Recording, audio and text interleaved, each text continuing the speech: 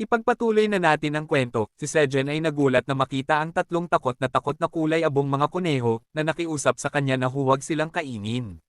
Bago siya makagawa ng kahit ano, dumating ang mag-asawang kuneho at sila ay nagulat na makita ang mga kulay abong kuneho na buhay pa dahil kilala nila ang mga ito.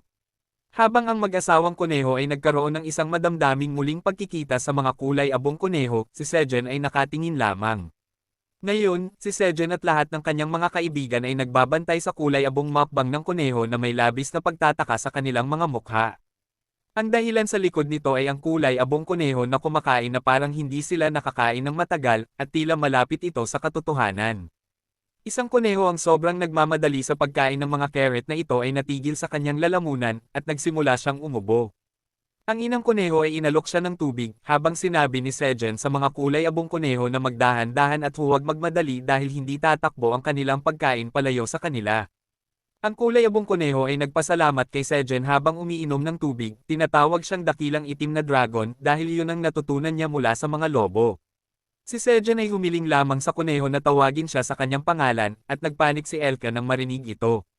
Bueno, binigyan ni Sejen ng dahilan na ang tawagin siyang dakilang itim na dragon ay masyadong mahaba. Bukod pa rito, itinuturing niyang bahagi ng kanyang pamilya sina Elka at ang mga pilak na lobo, kaya ayaw niyang magdaan sila sa anumang formalidad at tawagin siya sa kanyang pangalan. Tinanggap ni Elka ang mungkahi na ito, kahit na medyo nahihirapan siya at halos tawagin muli si Sejen na itim na dragon. Masaya rin ang ibang mga lobo na marinig na tinawag sila ni Sejen na pamilya. Pagkatapos, tiningnan ni Sejen ang mga kulay abong kuneho habang umaakyat si Theo sa kanyang kandanggan at humihingi ng churro. Ang mga kulay abong kuneho ay mayroong mga napakakapakipakinabang na trabaho. Ang isa sa kanila ay isang artista, ang pangalawa ay isang woodcraft craftsman, at ang pangatlo ay isang arkitekto. Si Sejen ay humanga na sila ay mga teknikal na eksperto, ngunit bago ito, nais niyang malaman ang kanilang kwento. Una, pinatunayan niyang tumakas sila mula sa bukid na nagsasamantala sa kanila sa pamamagitan ng pag-akyat sa tore, at sinagip sila ni Elka mula sa kanilang mga humahabol.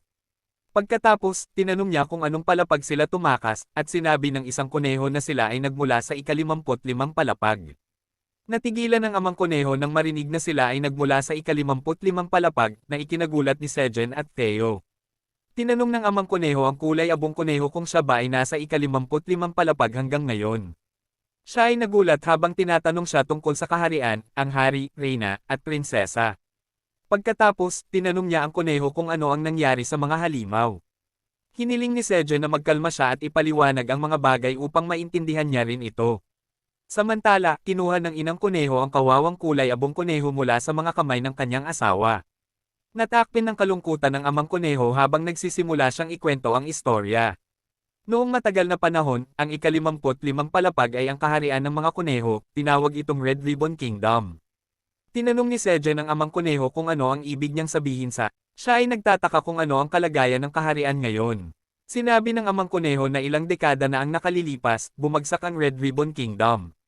Bago mangyari ang trahedyang iyon, ang Red Ribbon Kingdom ng mga kuneho ay isang napakapayapang lugar. Sila ay nagtatanim ng mga pananim sa masaganang lupa at kumakain ng masustansyang pagkain salamat sa mga puting magsasakang kuneho. Mayroon din silang magagandang arkitektura at kultura dahil sa iba't ibang mga artista at mga propesyonal. Ang mga kuneho ay namumuhay ng payapa dahil mayroon silang kakayahang protektahan ang kanilang sarili. Tinanong ni Sejen ang amang kuneho kung ano ang ibig niyang sabihin sa, siya ay nagtataka kung ano ang kalagayan ng kaharian ngayon, ngunit hindi siya tiyak. Tinanong ni Sejen ang amang kuneho kung sino ang dumating upang protektahan sila na may maraming mga itim na mandirigmang kuneho na naruroon. Isang araw, lahat ay nagbago ng isang napakalaking hukbo ng mga halimaw na parang mga murder hornet ay umatake sa kanila. Habang ang ibang mga kuneho ay tumatakbo palayo, isang nag-iisang itim na mandirigmang kuneho ang nanindigan bilang tagapagbantay ng kanyang mga tao. Sa kasamaang palad, ang mga pagsisikap ng magiting na kuneho ay nawala ng saysay. Siya ay nagkaroon ng malungkot na wakas sa ilalim ng sirang estatwa ng kanilang pinakamagiting na mandirigma. At hindi nagtagal pagkatapos nito, ang masaganang Red Ribbon Kingdom ay bumagsak sa mga guho. Matapos tapusin ng amang kuneho ang pagsasalaysay ng pinakakilabot na kwento na kilala sa mga kuneho, hiniling ni Sejen na ipagpatuloy ng amang kuneho ang kwento ng magiting na kuneho. Pagkatapos, tinanong ni Sejen ang amang kuneho kung ano ang ibig niyang sabihin sa, ay. Sinabi ng amang kuneho na ang mga halimaw na Samire sa kanilang kaharian ay lumitaw mula sa wala. Sa kaguluhan ng pagkawasak, ang hari, reyna, at prinsesa ay nawala, at ang mga tao, na walang sinumang titingalain, ay nagkawatak-watek. Sinubukan nilang tumakas sa lugar habang nakaligtas sa mga halimaw, at ang mag-asawang kuneho ay kabilang sa ilang mga maswerteng nakatakas. Habang iniisip ni Sejen ang kwento, napagtanto niyang kakaiba nga na makahanap ng mga kuneho dito sa ika-siyam na palapag dahil hindi ito mukhang lugar na angkop para sa kanila. Sinabi ng amang kuneho sa kanya na pinaniniwalaan nilang nilamon ng mga halimaw na parang mga insekto ang buong ika-55 palapag, at hindi nila kailanman naisip na may mga natira pa roon. Ang kulay abong kuneho ay nagdagdag sa kwento. Sinabi niya na ang kanilang pamilya at ang natitirang mga kuneho na hindi nakatakas sa paglusob ng mga halimaw sa daanan ay naghihintay na lamang na patayin ng mga halimaw. Ngunit bigla, nang walang malinaw na dahilan, ang mga halimaw ay naglaho kasing bilis ng kanilang paglitaw. At sa wasteland na minsang kanilang kaharian, mayroong naghihintay sa kanila. Galit na binanggit ni Alka ang pangalan ng Landlord Greed, ang sakam na pos ang ligaw. Nanginig ang kulay abong kuneho habang naririnig ang nakakatakot na pangalan. Sinabi niya na si Greed ay nag-utos sa isang napakalaking tribo ng ligaw na baboy at tinawag ang sarili bilang dakilang landlord. Sinakop niya ang ika-55 palapag na nawala ng may-ari at doon nagsimula ang pagsasamantala sa mga kuneho. Sila ay pinilit na maging mga alipin sa ilalim ng mapanlinlang na mata ng mga ligaw na baboy. Ang Red Ribbon Kingdom ay naging isang malaking bukid sa ilalim ni Greed. Sa halip na ang iba't ibang mga aktibidad na ginagawa ng mga kuneho, ang bagong bukid na ito ay nagpo-produce lamang ng napakalaking dami ng pagkain. Sinabi ng kulay abong kuneho na hindi nila kayang manatili roon at maghintay na bumalik ang mga ligaw na baboy. Sinabi ng pulang kuneho na hindi nila kayang tiisin ito at nagsimulang umiyak ang kanyang mga kaibigan. Sinabi ni Sejen sa kanila na magkalma at hiniling sa kanila na magpahinga muna dahil marami na silang pinagdaanan. Hiniling niya sa itim na kuneho na samahan sila sa yungib at ipahiram ang kanyang kama. Ang itim na kuneho ay sinabi sa mga abong kuneho na sundan siya, at kasama ang kanyang mga magulang, dinala niya ang mga abong kuneho sa loob ng yungib. Pagkatapos nilang umalis, naalala ni Sejen na ang tao na kumuha sa mga lobo para hanapin ang sombrero ng dayami ay si Greed din pala. Pinatunayan ito ni Elka na nagsasabing si Greed ay isang sobrang yaman na baboy na may malaking impluensya sa tore dahil sa pagkain. Minura ng pinuno ng lobo si Greed, tinawag itong nakakadiring baboy ramo na nagsasamantala sa mga naninirahan sa ika-55 palapag. Iniisip pa nga niya na ang paraan ng pagkuha ni Greed sa ika-55 palapag ay mukhang sinadya. Sinabi ni Elke na nahihiya siya na nagtrabaho sila para kay Greed kahit sa maikling panahon lamang. Sumang-ayon din si Theo dito. Sinabi niya na ang karamihan sa pagkain sa tore ay ipinamamahagi ng asosasyon ng mga mangangalakal. Narinig ng mga ngalakal na pusa na ang karamihan sa pagkain na iyon ay nagmumula sa mga sakahan ni Greed. Ngayon, kinakabahan si Sejen pagkatapos marinig ito, at tinanong niya si Elke kung may posibilidad na makarating si Greed sa ika-99 na palapag. Sumagot si Elke na kahit ano pa ang gawin ni Greed o gaano man karaming pera ang ipadala niya, hindi kailanman makararating dito ang sakam na baboy ramo dahil walang mga mersenaryo na handang samahan siya. Naniniwala si Elke na karamihan sa mga mersenaryo ay duwag na hindi maglalakas loob harapin ang mga halimaw na mas malakas kaysa sa kanila. Huminga ng malalim si Sejen, sinasabing makakapagpahinga na siya ngayon dahil hindi magagawang habulin ni Greed ang mga kuneho. Samantala, sa ika-55 palapag, ang dating palasyo ng kaharian ng Red Ribbon ay naging kastilyo na ni Greed. Sa loob nito, nakaupo sa kanyang trono ang sakam na baboy na si Greed. Sumigaw siya sa dalawang mga mersenaryong asong gubat, hinahamon silang ulitin ang kanilang sinabi sa kanya. Natakot ang mga asong gubat at sinabi sa kanya na si Elka, ang pilak na lobo, ay nagtaksil sa kanila at kinuha pa ang mga kuneho na kanilang hinahabol. Ipinakita pa ng pangalawang asong gubat ang kanyang sugat sa kanyang amo. Sinabi ng katulong ni Greed na hindi mapagkakatiwalaan si Elka mula sa simula pa lamang at wala namang pakialam si Greed sa pagtataksil nito. Tumawa siya, sinasabing kapag naubos na ang pagkain sa tore, babalik si Elka at magmamakaawa upang iligtas ang kanyang angkan. Tinanong niya ang kanyang katulong kung maayos ba ang kanilang paghahanda. Sumagot ang baboy na katulong na hindi pa. Sinabi ng baboy na pinipigilan nila ang pamamahagi ng pagkain sa buong tore. May ilang reklamo mula sa Magic Tower at asosasyon ng mga mangangalakal, ngunit nasa ilalim pa rin ito ng kanilang kontrol. Tumawa ang sakam na baboy, sinasabing maayos ang takbo ng mga bagay. Nagsimula siyang maglaway na may nakakatakot na ngiti habang sinasabing ito ay isang pagkakataon katulad ng nagbigay daan sa kanya upang makuha ang ika-55 palapag dekada na ang nakararaan. Naalala ko ang ilang bilyonaryo na mayroon tayo sa mundo pero hindi ko nababanggitin ang mga pangalan.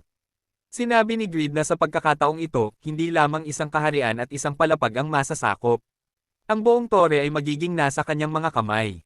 Nagsimula siyang tumawa ng malakas, nagpapasabog ng laway at uhog na parang nakakadiring baboy.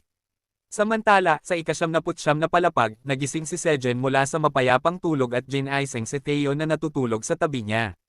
Gusto pang matulog ni Theo kaya pumunta si Sejen sa pond upang maghilamos. Nagulat siya sa kanyang nakita doon. Mayroong isang kahoy na palangganang naghahakot ng tubig mula sa pond gamit ang tubo ng berdeng sibuyas. Hindi lang iyon, mayroon din ladle na nagbigay ng kasiyahan sa kanyang puso. Ito lang ang magagawa niya. Kung nais niyang maghugas ng buhok, iniisip niya kung ang mga abong kuneho ang gumawa nito. Iniisip niya na sa ganito, madali niyang mahuhugasan ang kanyang buhok at pati na ang kanyang likod. Biglang narinig niya si Theo na sumisigaw upang makuha ang kanyang pansin. Dinala siya ni Theo sa isang sulok ng yungib kung saan nagluluto ang ina ng kuneho sa ibabaw ng bato na may kasamang kahoy na simi niya. Sa tabi nito ay isang perpektong kahoy na mesa na may kutsara at chopsticks. Pinoproseso pa rin ito ni Sejen habang sinasabi ni Theo na kamangha-mangha ang ginawa ng mga kuneho. Hindi lamang sila gumawa ng kala na magiging ligtas at epektibo ang pagluluto. Ngunit gumawa rin sila ng mesa at mga kagamitan upang maayos na makakain. Habang tinatitigan ni Sejen ang kutsara at chopsticks na may pagkamangha, ipinakita ni Theo ang mangkok na ginawa ng 3 kuneho para sa kanya na mayroong tatak ng kanyang paa. Natuto siya ng mga pangalan ng 3 kuneho na sina Pinmik, Pipek, at Pirek. Sinabi ni Theo na patuloy silang gumagawa ng kung ano-ano, nagpapasalamat kay Sejen dahil pinayagan silang manatili dito. Sa likuran, may isang abong kuneho na may bitbit na kahoy na troso, habang ang isa ay nagbibigay ng asul na tela sa kunhong may karit. Sinabi ni Theo na nais niyang pasalamatan si Sejen sa pag-aalaga sa kanila kahapon, at ito ay nagbigay ng sigla sa kunhong may karit. Lumapit si Sejen sa mga kuneho na nagpapasalamat sa kanya dahil pinayagan silang tumira sa kanyang tahanan. Sinabi nila na marami pa silang kulang, ngunit nais pa rin nilang tumulong sa abot ng kanilang makakaya gamit ang kanilang kakayahan. Hawak lang ni Sejen ang kamay ng kuneho dahil ito rin ang kanyang inaasahan. Tinanong niya ang mga abong kuneho kung kailangan ba nila ng trabaho, at nalito ang mga kuneho dahil hindi nila naintindihan ang ibig niyang sabihin. Sa ganito, nagtapos ang video. Sa ika-79 na palapag, habang nagigising si Sejen sa kanyang kuweba, napansin niyang ang 3 iniligtas na mga kulay abong kuneho ay nagsimula ng magtrabaho para sa ikabubuti ng kuweba. Gumawa sila ng palanggana at sandok para magamit ni Sejen sa paghuhugas ng kanyang buhok. Nakagawa rin sila ng luturan na bato na may simenea at mesa para sa hapunan. Namangha si Sejen sa kanyang nakita, at sinabi ng mga kulay abong kuneho na nais nilang gawin ang lahat para suklian ang pagkakaligtas sa kanila. Masaya si Sejen at tinanong niya ang mga kuneho kung handa ba silang manatili dito at magtrabaho para sa kanya. Matapos noon, ipinakilala ni Sejen ang 3 kulay abong kuneho na sina Pirek, Pimek, at Pibek na mananatili na sa kanila ngayon. Binati nila ang lahat at sinabi na sana'y magkasundo silang lahat. Malugod na tinanggap ng mga magulang na kuneho at kanilang mga unang henerasyon na anak ang mga bagong dating. Sinabi ni Sejen na ngayon na mayroon silang mga bihasang manggagawa, tataas pa ang antas ng kanilang pagsasaka. Masaya ang mga kulay abong kuneho na marinig ito at sinabing gagawin nila ang lahat ng kanilang makakaya. May naisip na si Sejen at tinanong niya ang mga kulay abong kuneho kung kaya nilang gumawa ng mga bahay. Para sa mga puting kuneho sa pagsasaka, ang bagong batch ng mga sanggol na kuneho ay naging mga adulto na, kaya kailangan nila ng mga bahay. Bukod dito, kailangan din nila ng mga bahay para sa mga kulay abong kuneho. Alam ni Sejen na kailangan ng pangalawang henerasyon na maging independent, pero hindi niya maasahan na sila mismo ang gagawa ng kanilang mga bahay. Isa sa kanila ang naghukay ng hukay, at ang isa pang kuneho ay natutulog doon dahil siya'y kontento na. Malapit doon, may isang kuneho na nagtatago sa ilalim ng tumpok ng mga dahon. Sinabi ng arkitektong kulay abong kuneho kay Sejen na espesyalidad niya ang paggawa ng mga tahanan para sa mga kuneho, kaya't maaari siyang magtiwala sa kanya. Umakyat si Theo sa balikat ni Sejen, sinasabing kailangan din niya ng mobile na tahanan. Pero sinabi ni Sejen na mayroon siyang bundle. Naalerto ang mga kulay abong kuneho at sinabing kaya nilang gumawa ng cat tower.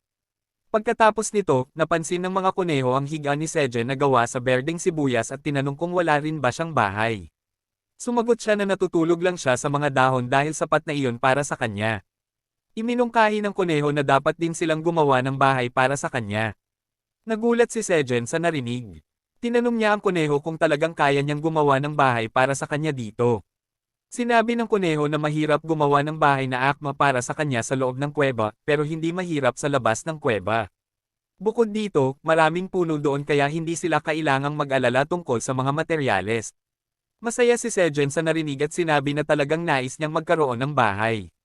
Sinabi niya na kamakailan ay madalas siyang nasa labas ng kuweba upang alagaan ang kanyang mga panlabas na taniman. Bukod dito, dahil marami siyang kaalyado doon, kabilang ang mama bear, ang mga minotauro, at ang mga pilak na lobo, iniisip niya na halos garantisado na ang kanyang seguridad dahil lahat sila ay malalakas. Nagdesisyon si Sejen na iwan ang pagtatayo ng bahay sa arkitektong kuneho, at tinanong siya kung may kailangan ba siya. Sinabi ng kuneho na mas gusto nilang makagawa ng mga ledrilyo para sa mas matibay na mga bahay. Para dito, kailangan nila ng putik o pinong buhangin, at tinanong nila si Sejen kung makakahanap sila ng ganitong bagay sa ika-79 na palapag.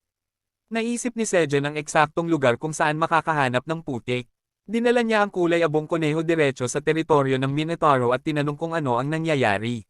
Sinabi niya na hindi nila mahanap ang ganitong bagay sa ika-79 palapag, pero naisip nila ang putik dito. Nalaman ng mga kuneho na ang putik ay may tamang dami ng kahalumigmigan, at may ilang tuyong dahon na nakahalo rito. Sinabi niya na ito ay perpektong material para gumawa ng mga ledrilyo. Masaya si Sejen sa narinig, pero hindi ang hari ng Minotauro. Tinanong niya si Sejen kung bakit niya kailangan ng putik dahil ito ay pagkain para sa mga Minotauro. Sinabi ni Sejen na kailangan nilang gumawa ng bagong kasunduan. Sinabi niya na ituturo ng arkitektong kuneho na si Pimat sa kanila kung paano gumawa ng mga ledrilyo. Kung papayagan silang gumawa ng mga ledrilyo gamit ito at mag-supply ng putik, makakakuha sila ng mga berdeng dahon ng sibuyas. Hindi na pinatapos ng hari ng Minotauro na matakos si Sejen at agad na tinanggap ang alok. Sinabi niya sa lahat ng kanyang mga Minotauro na tumigil sa pagkain ng putik dahil kung hindi sapat ang matitirang putik para makagawa ng mga ledrilyo.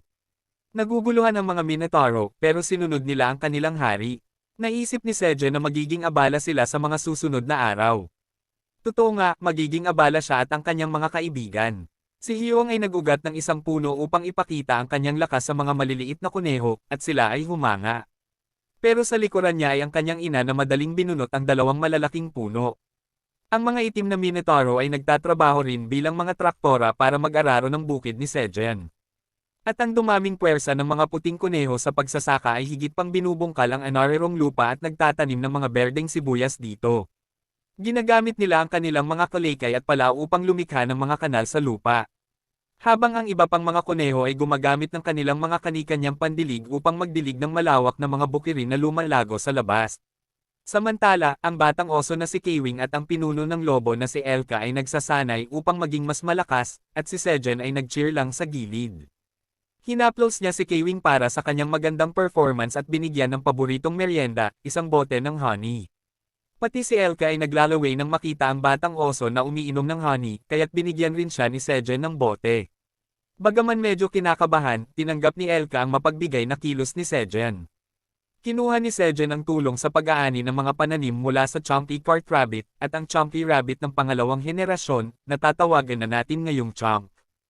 Inani ni Sejen ang isang bungkos ng pinakabagong at pinakamataas na kalidad na pananim sa kanyang bukid, na isang sweet pumpkin sun potato.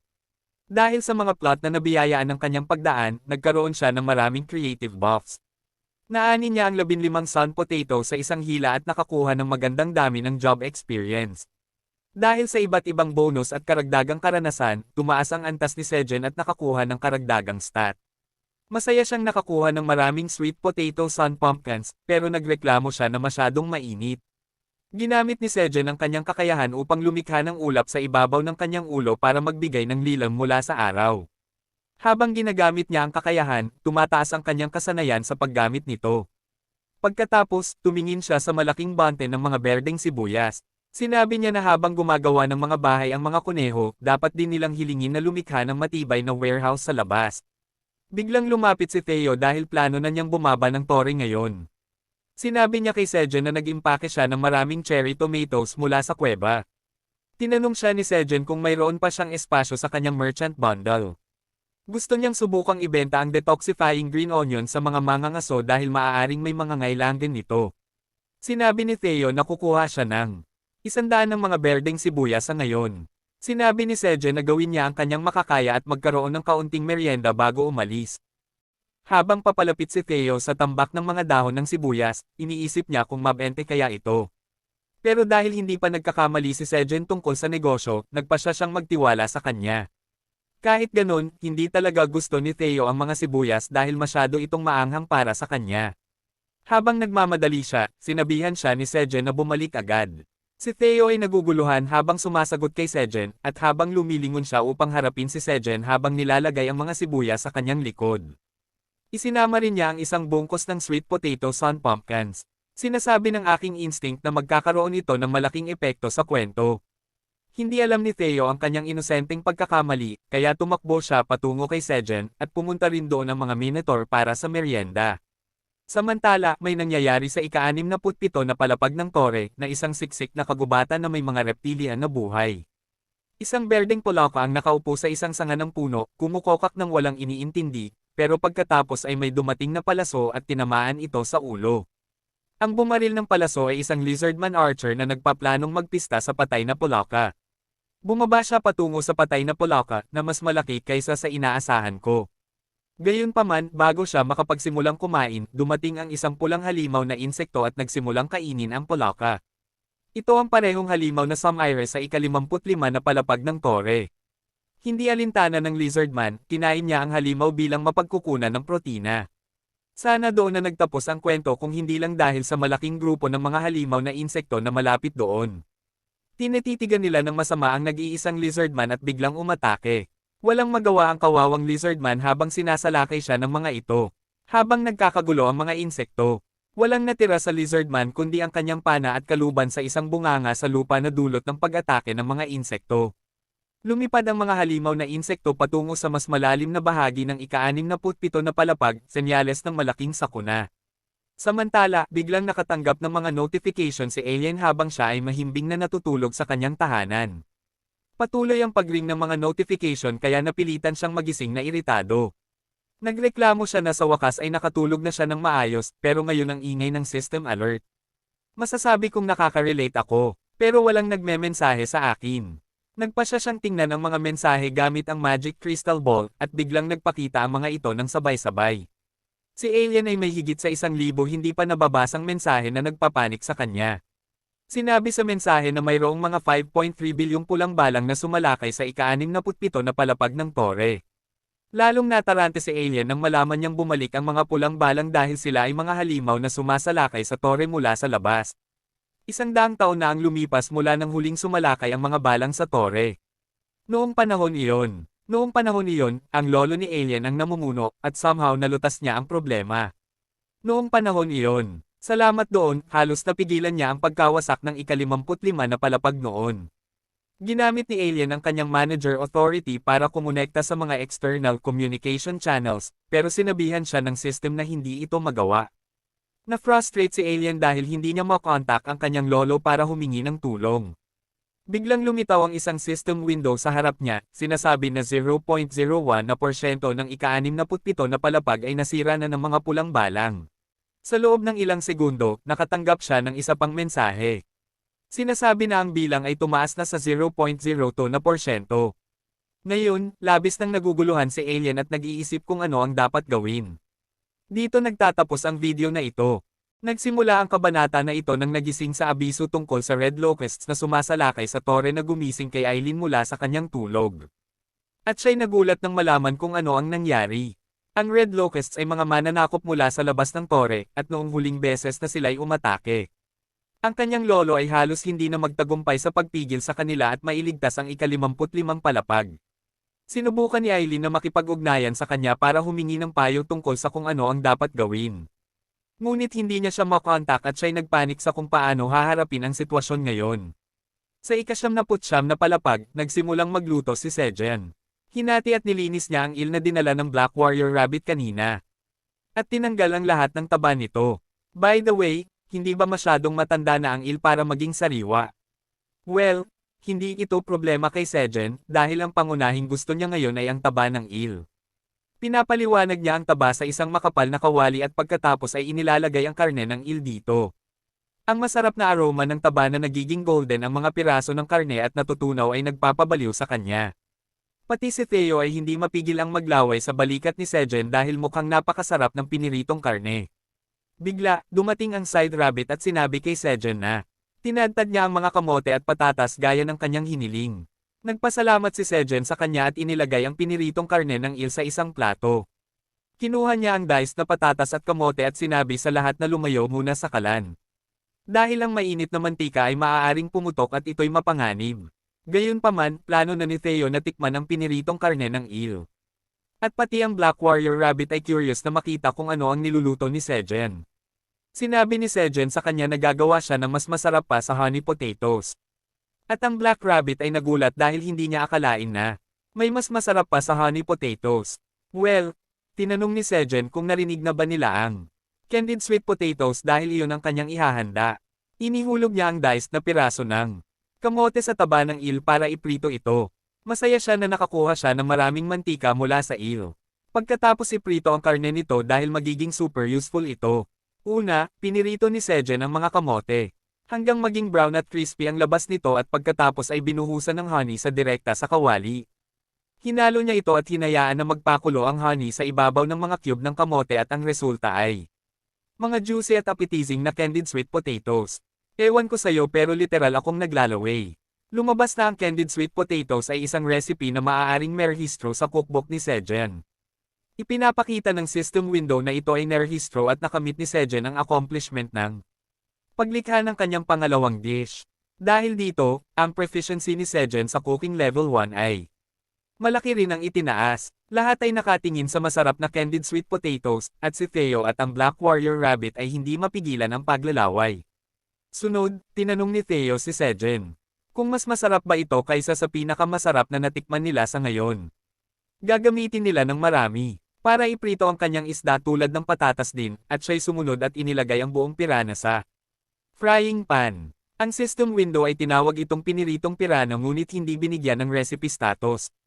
Habang si Theo ay naglalaway sa pagkakita sa piniritong isda, si Sejen ay nagulat na hindi ito bilang isang recipe. Iniisip niya kung ano ang pamantayan para ituring na recipe ang isang bagay, at pagkatapos ay nagpa siya na maghanda ng candied potatoes habang mainit pa ang mantika.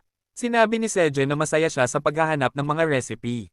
At tinanong siya ni Theo na lagyan ng honey ang kanyang isda din. Hindi ito magiging magandang combo, di ba? Pagkatapos nito, tinawag ni Sejen ang lahat para kumain. Ang lahat ay excited na makita ang maraming pagkain sa harapan nila na may kasamang maraming bagong items din. Ang mga Minotaur ay kumakain ng kanilang staple na mga dahon ng green onion at sinabing masarap ang pagkain pagkatapos ng mahirap na trabaho. Samantala, ang Chunky Rabbit ay nagdadala ng mga carrot. Masaya rin ang mga lobo sa pagkain. Ang lahat ay excited na makita ang maraming pagkain sa harapan nila. Pati si Theo ay busog na busog at hindi na siya makagalaw. Humiga siya sa lap ni Sejen ng comfortable at pinaalalahanan siya na kailangan niyang bumaba ngayon. Alam din ni Theo na kailangan na niyang umalis ngayon kaya sinabi niya sa mga wolf employees na sumama sa kanya. Bago umalis, napansin ni Theo ang isang malaking plato ng pagkain sa tabi ni Sejen at tinanong kung para saan ito. Sagot ni Sejen na ito ay para kay Alien, ngunit hindi siya sumasagot gaano man niya sinubukan na kontaken siya. Ang pagkain ay malamig na, at sa ibabaw pa nito, marami pa ring pagkain si Sejen na kailangan kainin. Kailangan ni Sejen na ilayo ang mga paa ni Queuing sa food reserve para sa tower manager. Tinanong siya ni Theo kung natutulog ba si Alien ngayon at siya'y sumagot na mas makakabuti kung totoo iyon. Dahil pakiramdam niya na may mali, umaasa lang si Sejen na walang nangyayari kay Alien. Well, siya'y nagbabakasakali lang dahil si Alien ay abala sa pagharap sa sitwasyon sa ika-67 na palapag. Sinusubukan niya ang kanyang makakaya na magbukas ng communication channel sa labas ng tore, ngunit nabibigo sa bawat pagtatangka. Ang system ay nagiging pula at sinasabi sa kanya na nabigo itong makipag-ugnayan kan-inuman. At si Alien ay naiwan mag-isa. Napagtanto ni Alien na hindi niya kayang solusyonan ang problema sa kanyang kapangyarihan. Ang kanyang Dragon Heart ay halos Nagsisimula palang maghilem, ngunit hindi nito binabago ang katotohanan na siya'y hindi epektibong tower manager. Ibinaon niya ang kanyang mukha sa kanyang mga palad, sinasabing hindi niya alam ang gagawin. Ang mga system windows sa harapan niya ay nagpapalakas pa ng pakiramdam ng kawalan ng pag-asa, at may isa pang system window na patuloy na nagbibigay alam sa kanya tungkol sa pinsalang natamo ng ika-67 palapag. Samantala, sa Merchant Passageway Central Management Headquarters, isang emergency meeting ang ipinatawag. Iba't ibang species na naninirahan sa tore ang nagtipon-tipon. Kasama sa kanila ang leader ng Wandering Merchant Association, si Mason ng Fox Tribe. Nariyan din ang leader ng Free Mercenary Association, si Hannibal ng Tiger Tribe. At higit sa lahat, naroon din ang leader ng Magician Association at ang pinakamakapangyarihang mage sa tore, si Iona ng Hamster Tribe. Marami na akong nakita, ngunit hindi ko pa nakita ang ganito ka-cute na magician. Well, nariyan din ang Fox Inspector, si Zerf, kasama ng mga gwardya ng pagpupulong, o sa palagay ko. Ito ay siya. Siya'y nagulat na makita si Iona sa pagpupulong dahil narinig niya na ang mga top 7 magicians ng association ay bihirang lumabas sa publiko. Ngunit may isa pang kakaibang bagay dito. Ang mga pinuno ng 3 pangunahing organisasyon sa tore ay nagtipon sa isang lugar, at iniisip ni Zerf kung ano ang nangyayari. Sinimulan ni Mason, ang Fox Merchant, ang pagpupulong sa pamamagitan ng pagsasabi sa lahat na ilang araw na mula nang lumitaw ang Red Locust sa ika-67 na palapag. Ayon sa mga Wandering Merchants, na nasa ilalim ng kanyang kontrol, nakakuha siya ng impormasyon na humigit kumulang. Daan-daan ng ika-67 na palapag ay bumagsak na sa Red Locusts. Isinasaad niya na sa ngayon, ang mga lizardmen ay nagtayo ng huling hangganan malapit sa waypoint at desperado nilang ipinagtatanggol ito.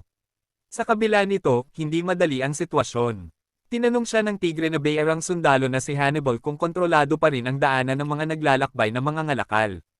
Gusto niyang malaman ang posibilidad ng pagsalakay ng Red Locust sa ibang palapag sa pamamagitan ng daanan. Sinabi ni Mason na dahil ang Red Locusts ay mga mananakop mula sa labas ng tore, hindi nila magagamit ang daanan dahil hindi papayagan ng tore ang mga mananakop. Ligtas ang daanan, ngunit hindi ibig sabihin nito na hindi malaki ang banta ng Red Locusts. Sinabi ni Mason na kapag narating nila ang waypoint, susubukan nilang makarating sa ibang palapag. Napagtanto ni Hannibal na ang ika-68 at ika-69 na palapag ang unang babagsak. Natarante ang ibang miyembro sa pulong dahil ang mga palapag na iyon ay isa sa 5 pangunahing kamalig ng tore. Naruroon ang Draken Farm ng kaharian ng Lizardmen. Sa ganitong sitwasyon, hindi lamang problema ng mga Lizardmen ang Red Locusts. Naniniwala si Mason na maaaring muling magkaroon ng malaking taggutom at ang ilang nakababatang mga ngalakal ay hindi alam ang ibig niyang sabihin. Panahon na para magsalita ang ating cute na hamster magician na si Iona, at sinabi niya na naganap ang malaking taggutom ilang dekada na ang nakalipas matapos mapuksa ang ika-55 palapag.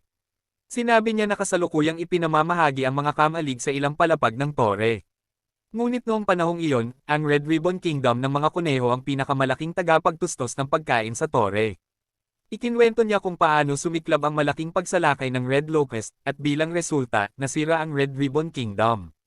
Pagkatapos ay isinumpa ni Iona ang ligaw na baboy na si Greed, na sumingit sa depensa at kinuha ang kontrol sa lugar.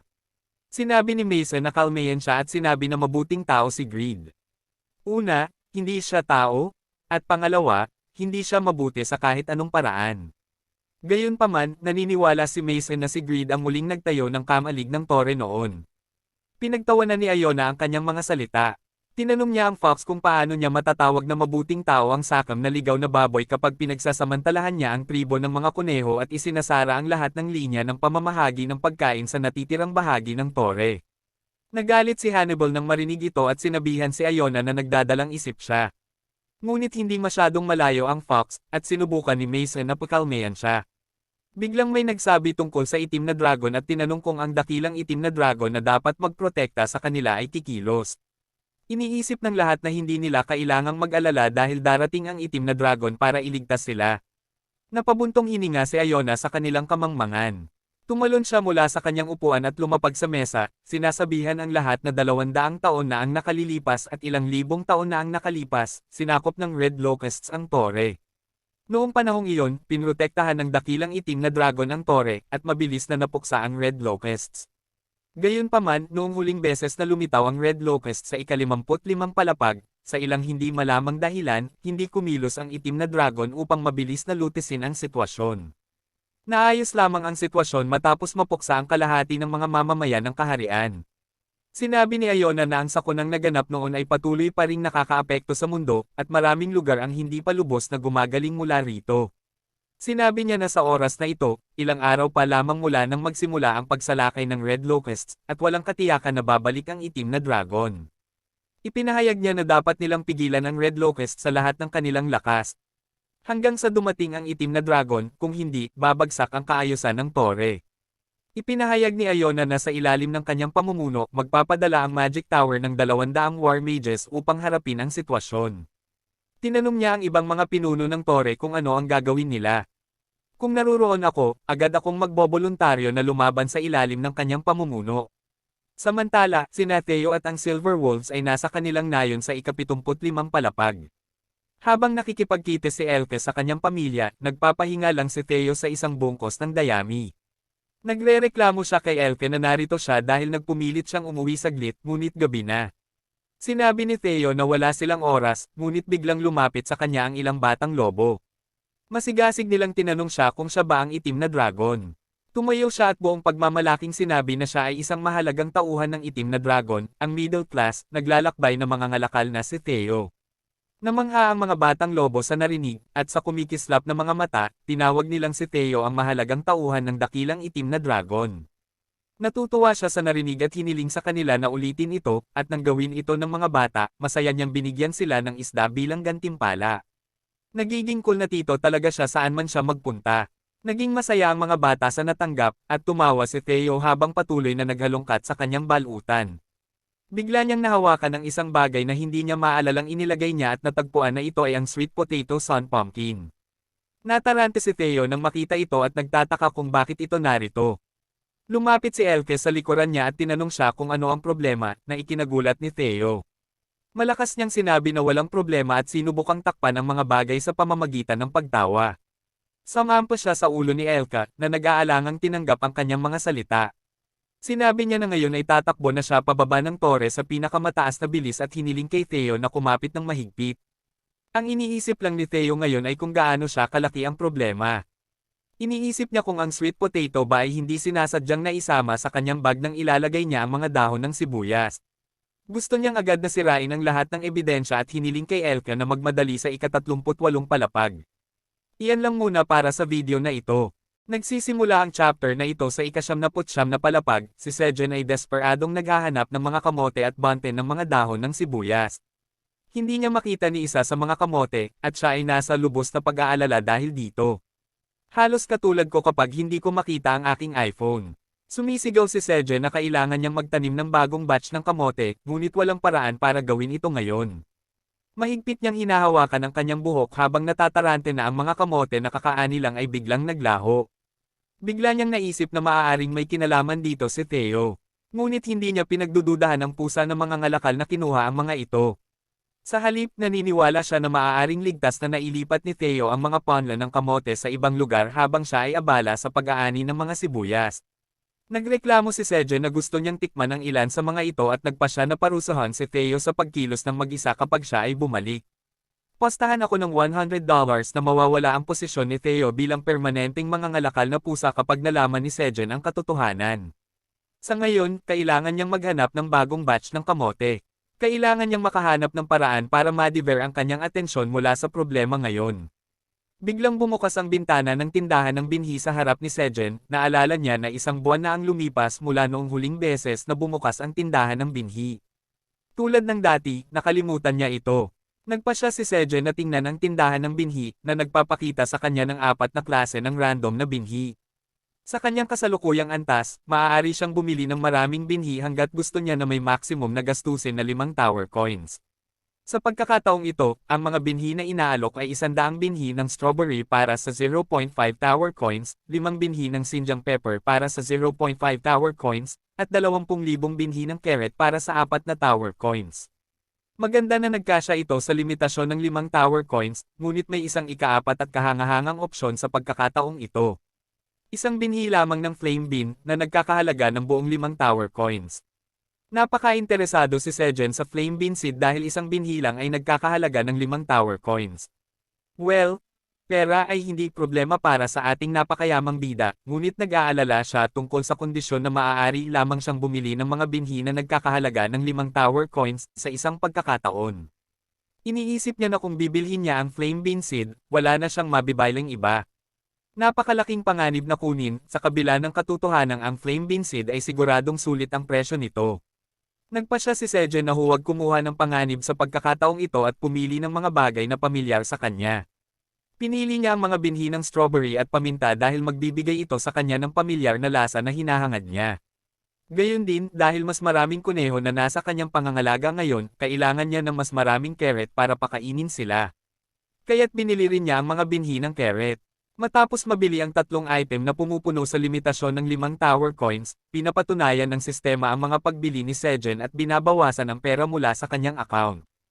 Binibigyan din siya ng 50 Seed Store mileage points, at ngayon ay may kabuuan siyang 56 na Seed Store mileage points. Pinapasalamatan siya ng sistema sa paggamit ng Seed Store, at pagkatapos ay naglalaho ang bintana. Ang mga binhi ay bumagsak sa kamay ni Sejen sa parehong luma at marangyang mga pouch, at masaya siya na marami siyang bagay na itatanim ngayon. Ang pag-iisip lamang ng pagkain ng mga strawberry at ang lokal na Sinjang pepper ay nagbibigay sigla sa kanya. Nakita ni Sejen ang daddy rabbit at sinabi sa kanya na bumili siya ng mas maraming binhi ng carrot mula sa seed store. Namangha ang ama ng kuneho sa balitang ito. Sinabi ni Sejen na dapat nilang itanim ito agad at tinanong ang ama ng kuneho kung maaari niyang iwanan ang gawaing ito sa kanya. Ang kuneho ay masiglang tumugon at sinabi na iwanan sa kanya ang lahat. Sinabi ni Sejen na patuloy nilang polalawaken ang kanilang mga taniman sa ibabaw ng lupa at hinikayat siya na magpakasaya. Kaya ginawa ng ama ng kuneho ang eksaktong sinabi ni Sejen. Samantala, sa tunay na mundo, sa lungsod ng Gangnam, kung saan matatagpuan ang tower, maganda ang panahon. Samantala, sa tunay na mundo, sa lungsod ng Gangnam, kung saan matatagpuan ang tower, maganda ang panahon. Ang matandang lalaki, si Tijen, na dating pinuno ng Phoenix Guild at mentor ni Kim Dong-shek, ay nasa rooftop. Pinapahalagahan niya ang sariwang hangin at ang tanawin ng tower dahil matagal na siyang hindi nakalabas sa kanyang silid na parang refrigerator. Tinanong niya ang kanyang estudyanteng si Sehok kung hindi siya sumasang-ayon dito, at siya ay sumagot na hindi siya sigurado sa bagay na iyon. Gayunpaman, sinamantala niya ang pagkakataong ito upang paalalahanan ang kanyang master na hindi siya dapat nasa labas. Sinabi niya kay Tijen na kung pababayaan niya ang kanyang bantay, ang sumpa ng apoy na nakakaapekto sa kanyang katawan ay maaaring kumalat. Hiniling niya sa kanya na pumasok para sa kanyang kaligtasan at sa lahat ng tao, ngunit hindi natuwa si Tijen. Sinabi niya na gumaling si Sehok sa pagkasira ng kanyang mood at tinanong ang kanyang uri ng personalidad ayon sa MBTI test. Hindi alintana ni Sehok ang test na iyon o ang mga zodiac signs. Pagkatapos ay lumipat si Tijen sa mahalagang bagay at binanggit na magkakaroon sila ng deal sa wandering merchant na si Theo. Tinanong niya si Sehok kung si Dong-shek ay nasa ika-37 na palapag ngayon, at sumang-ayon siya. Dagdag pa niya na nahihirapan si Dong-shek na talunin ang boss ng ika-38 na palapag na siyang pinaka-nakamamatay na bagay sa mundo. Dagdag pa niya na ang boss monster ay lumikha ng pugad nito sa waypoint kaya't hindi makapasok ang mga hunter sa susunod na palapag. Isa sa pinakamalaking dahilan ay ang laso na gas na inilalabas ng mga tarantula ay mahirap na i-neutralize kahit nasa healing magic. Karamihan sa mga hunters ay nagsasabi na imposibleng pumasok sa pugad ng walang antidote na gawa sa dugo ng poison spider na siyang bantay ng pugad. Higit pa rito, ang paghahanap ng isang alchemist na makakagawa ng antidote ay napakahirap din.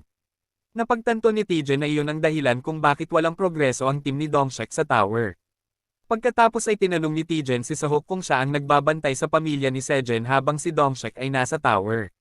Ang matandang lalaki ay hiniling na mag-ulat sa kanya kung may mangyari. Sinabi ni Sehok na mula nang mailipat ang pamilya ni Sejen sa Hanam Province, sila ay patuloy na binabantayan ng mga bodyguards. Gayon din, dahil gusto nilang mamuhay ng normal gaya ng dati, ang mga gwardya ay nagbabantay sa kanila mula sa ligtas na distansya, kaya hindi sila naabala.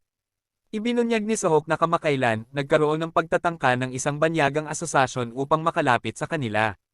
Nagpadala sila ng ilang mga kaakit-akit na TikTok models upang akitin ang nakababatang kapatid ni Sejen na si Sedel, upang mapalapit sila kay Sejen.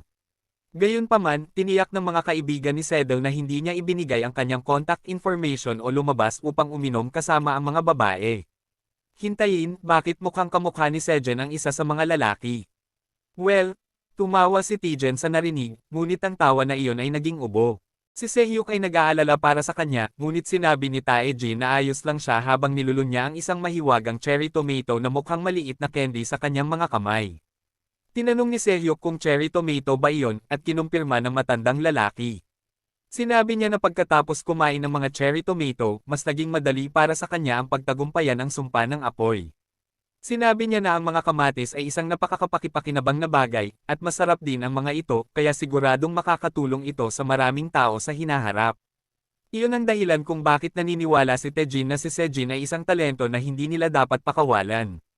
Nagsimula siyang maglakad pabalik sa kanyang silid habang sinasabihan si Sehyuk na paalalahanan si Dongshik na ipinangako niyang dalhin si Sejin sa kanyang opisina kapag lumabas na siya ng tore.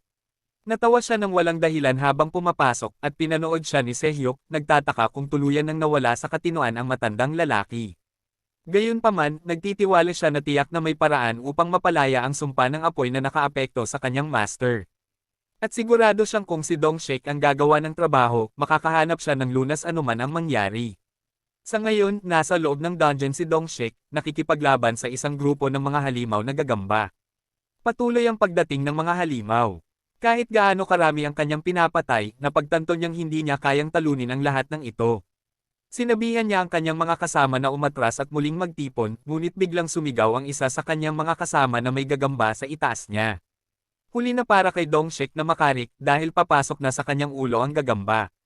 Ngunit bigla na lang, isang babae ang tumalon patungo sa gagamba para iligtas si Dongshik. Ang babae ay walang iba kundi si Suha, ang numero 1 tagahanga ni Theo. At pinigilan niya ang pag-atake ng gagamba gamit ang kanyang espada ngunit natuluan ng lason nito sa mukha. Itinulak niya ang mga kuko ng gagamba palayo. At pagkatapos ay inilabas ang kanyang espada na parang lightsaber at tinuhog ito sa ulo. Nagpupumiglas ang gagamba habang namamatay. Makalipas ang ilang sandali, lumapit ang natitirang mga kasama sa kanila at tinanong si Dongshik at Suha kung sila ay okay. Sinabi ni Dongshik na tinamaan si Suha ng lason ng gagamba. At sinubukan ng manggagamot na gamutin siya gamit ang mahika. Hindi ito gumana, at patuloy na naghihirap si Suha upang manatiling buhay. Sinabi ng mga manggagamot kay Dongshik na maaari lamang nilang pigilan ang pagkalat ng lason. At kung hihinto sila sa pagcast ng healing magic, magsisimulang kumalat muli ang lason. Hinahanap ni Dongshik at ng iba pa ang kanilang mga daan. Wala silang oras upang tumakbo sa isang Altmiko upang bumili ng higit pa, at nagtataka sila kung ano ang gagawin. Bigla na lang, dumating si Theo doon, naghahanap kay Dongshik. Tinanong siya ni Theo kung bakit naroon siya at hindi naghihintay sa karaniwang lugar ng kalakalan. Nabigla si Dongshik na makita siya. At nagpos siya sandali upang maalala na ngayon ay araw ng kalakalan. Nakalimutan niya ito dahil masyado siyang abala sa labanan. Napansin ni Theo si Suha na nakahiga sa lupa at tinanong si Dongshik kung bakit natutulog ang kanyang tauhan sa lupa. Humiga siya sa kanyang dibdib at sinabihan siyang bumangon. Kahit na halos magkaisa lamang sila, pinuri pa rin ni Suha ang balahibo ni Theo. Sinabi ni Dongshik sa mga ngalakal na pusa na naapektuhan si Suha ng lason ng gagamba. At naiintindihan niya na siya ay nasa sakit. Ipinatong niya ang kanyang mga paw sa kanyang mukha habang sinasabihan siyang magpahinga pa. Sinabi ni Dongshik kay Theo na sa ganitong kalagayan, mawawala ng buhay ang babae. At tinanong siya kung alam niya ang lugar na nagbebenta ng mga antidote. Sumagot si Theo na walang mga Altmiko sa malapit. Ngunit naalala niya na siya ang katulong ng bayani. Sinimulan niyang halongkatin ang kanyang bundle habang sinasabi kay Dongshik na mayroon siyang isang bagay. Inilabas niya ang mga detoxifying green onions na may duden sound effect. At sinabihan ng mga mangangaso kung ano ang mga iyon. Hindi makapaniwala si Dongshik na may detoxifying green onions si Theo. At agad niyang sinimulan ang pagbabasa ng impormasyon nito. Natagpuan niyang hindi nagsisinungaling ang pusa. At ang sibuyas ay maaaring mag-detoxify ng anumang lason ng grade D o mas mababa sa loob ng 1 oras kapag kinain. At ang epekto ay maaaring mastak ng 10 beses kada oras. Napagtanto ni Dongshik na ang green onion ay tunay na makakapag-detoxify ng lason ng gagamba. Tinulungan niya si Suha na tumayo at pinakain siya ng tangkay ng sibuyas. Kinagat ito ni Suha ng tamad. At biglang, nawala ang lason sa kanyang mukha. Sinabi niyang napaga nang di kapanipaniwala ang kanyang katawan. Yamakap si Theo sa kanyang binti at sinabing isang ginhawa. Kinarga siya ni Suha at sinimulan ang pagyakap sa kanya. Pinasalamatan siya sa pagliligtas sa kanyang buhay at tinawag siyang pinakamahusay na pusa. Nagpahayag si Theo ng pagmamalaki at sinabing wala lang iyon. Hindi ko alam kung bakit, ngunit pinapartner ko si Theo kay Soha. Hindi mababaling si Theo mula sa pangunahing pag-ibig ng kanyang buhay, na kung saan ay ang paggawa ng pera. Sinabi niya kay Soha na bigyan siya ng 5 tower coins bilang kapalit ng green onion. At sinabing bababaan niya ang presyo dahil siya ay kaibigan. Bilang tugon, tinawag lamang siyang isang villain merchant. Pagkatapos lumapit si Dongshik at tinanong kung saan niya nakuha ang detoxifying green onion. Simpleng sinagot ni Theo na ito ay isang bagong pananim na kanyang ibinebenta. Nabahala si Dongshik nang marinig iyon. Dahil pakiramdam niya na ang Diyos ng plot armor ay nasa kanyang panig din. Ang nakakamatay na lason ng tarantula ay isang sasakyan lamang. At sa detoxifying green onion, magiging mas madali ang pagsalakay sa 38th floor. Pati si Dongshik ay nag-iisip na si Theo ay isang maswerteng gintong pusa. Ngunit naiinis si Theo sa paraan ng pagtingin nito sa kanya. Iyan lamang ang lahat para sa video na ito. Ang chapter ay nagsimula ng pagkatapos gumaling ang tagahanga ni Theo. Idineklara ni Theo na ang mga detoxifying na sibuyas ay isang bagong produkto na ibebenta niya. At tuwang-tuwa si Dongshik nang marinig ito. Sa isang pananim na kayang i-neutralize ang anumang lason hanggang D-grade. Maaari nilang mabilis na malinis ang sahig na ito dahil ang lason ng gagamba ay I+ grade lamang. Tinanong ni Dongshik si Theo kung ilan ang detoxifying na sibuyas na mayroon siya, at sumagot siya na mayroon siyang 100 na piraso. Agad na idineklara ni Dongshik na bibilhin nila ang lahat. Ngunit biglang dumating ang isang grupo at sinabihan siya na huminto. Dumating ang grupo ng ilang mga kabalyero at mga mangkukulam sa eksena. At agad na sinisi ng kanilang pinuno ang Phoenix Guild sa paggawa ng mga bagay na labag sa etika ng negosyo. Sinabi niya na nagtataka siya kung bakit hindi pa sila binisita ng pusa ng mga ngalakal. At ito ay kasalanan ng Phoenix Guild na nais bilhin ang lahat ng kanyang mahahalagang produkto.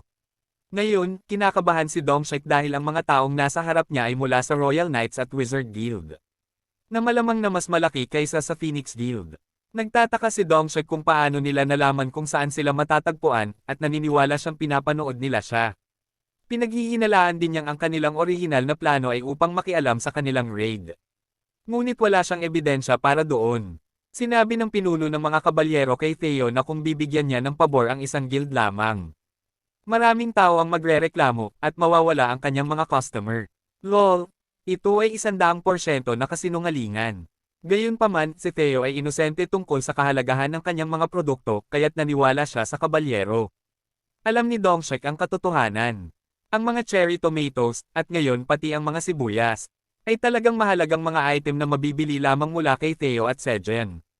Kaya't anuman ang gawin ni Theo, hindi titigil ang mga tao sa pagbili mula sa kanya. Gayunpaman, alam niyang nasa isang malaking grupo sila ngayon, at hindi niya maaaring sabihin ito kay Theo. Sa mata ng publiko, ang pagiging patas at tiwala ay direktang nauugnay sa reputasyon ng isang mangangalakal. At ang pagsasabi kay Theo na huwag pansinin ang payo ng kabalyero ay hindi magandang bagay. Si Theo rin ay nag-iisip kung ano ang gagawin, at sa wakas nagpasya siyang gawin ang kanyang karaniwang ruta. Sinabi niya na mag-a-auction siya gaya ng dati at tinanong ang grupo ng kabalyero kung may mga pagtutol sila.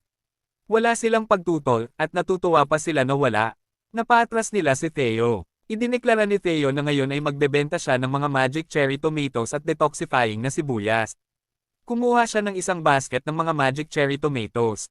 At sinabihan ng lahat na magbebenta siya ng C-grade cherry tomatoes sa batches na 500. Sa kabuuang 6,000 tomatoes. Nataranta ang lahat ng marinig ang tungkol sa grade C cherry tomatoes. Hindi pa nila naproseso ang pagkabigla ng pagkuha ng mga sibuyas. At naghulog si Theo ng isa pang bomba sa kanila. Pinag-usapan nila kung paano isang buwan pa lamang mula nang ilabas sa merkado ang D-grade magic tomatoes. At ngayon ay na-upgrade na muli. Ang isang miyembro ng Phoenix Guild ay nagbid ng panimulang presyo na 350 tower coins para sa unang batch, na ikinagulat din ni Dongshik. Nagsimula ang isang bidding war, at ang mga presyo ay patuloy na tumataas sa unit ng 50 tower coins. Samantala, sinubukan ni Dongshik na sabihan ang kanyang mga kasama na huwag masyadong mag-focus sa cherry tomatoes. Dahil kailangan nilang gumawa ng estratehiya para sa pagbili ng mga sibuyas para sa kanilang team raid. Gayunpaman, walang nakinig sa kanya, at ang unang batch ng cherry tomatoes ay nabenta sa halagang 600,000. Habang bawat cherry tomato ay nagkakahalaga na ng higit sa isang tower coin ngayon. Mabilis na nabente ni Theo ang lahat ng cherry tomatoes, at lahat ng nanalo sa bidding war ay talagang masaya sa kanilang nakuha. Pagkatapos nito, nagpasya si Theo na magpatuloy sa pagbebenta ng detoxifying na sibuyas. Habang nasa background, hindi masaya si Dongshek sa kanyang subordinate na bumili ng cherry tomatoes. Idineklara ni Theo na ibebenta niya ang 100 na sibuyas sa batches ng 10 bawat isa. Agad na kumilos si Dongshek, nagbid ng 130 tower coins. Gayunpaman, ang pinuno ng mga kabalyero ay nagbid ng 135 tower coins upang talunin siya. At agad na bumalik si Dongshek sa pagbid ng 155 coins. Nanalo siya sa unang round ng auction at ipinagbili ni Theo ang mga sibuyas sa kanya. Iniisip ni Dongshek na nagbayad siya ng napakalaking halaga para sa mga sibuyas.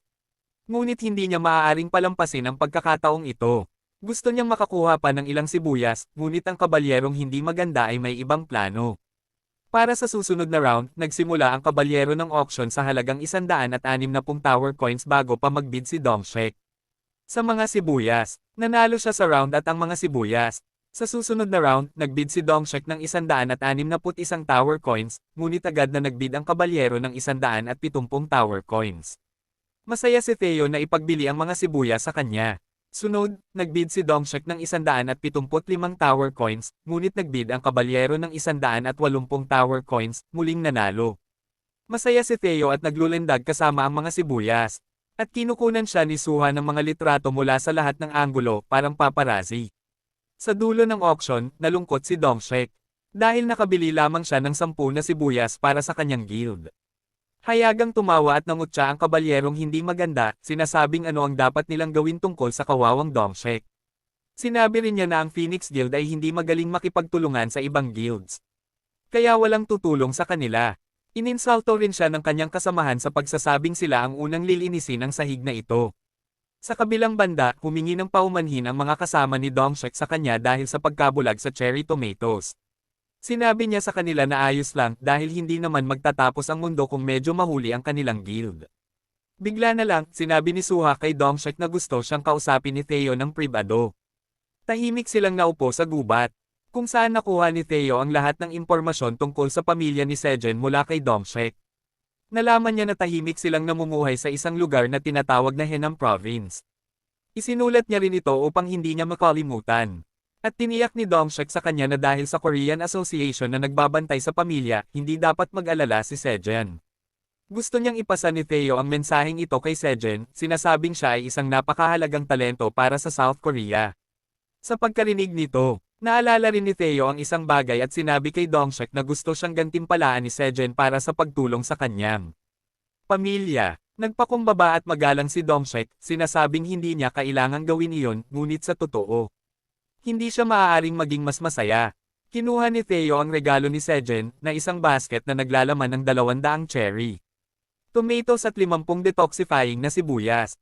Napanganga si Dongshek sa pagkakita nito. Dahil nakakuha siya ng 50 mahahalagang sibuyas ng libre. Sigurado akong nagsisisi siya sa paggastos ng pera sa auction ngayon.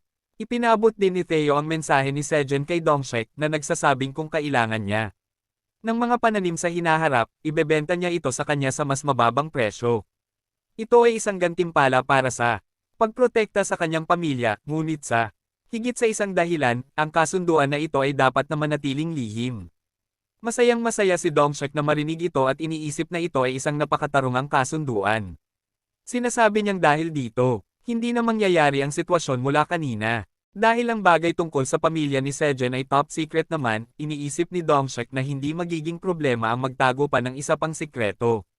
Pagkatapos noon, biglang sinabi ni Theo kay Dongshek na may espesyal at eksklusibong item siya na maaari niyang ibenta lamang sa isang taong pinagkakatiwalaan niya. Mayabang niyang tinanong si Dongshek kung interesado siya sa sikreto at eksklusibong item, at nasabik si Dongshek.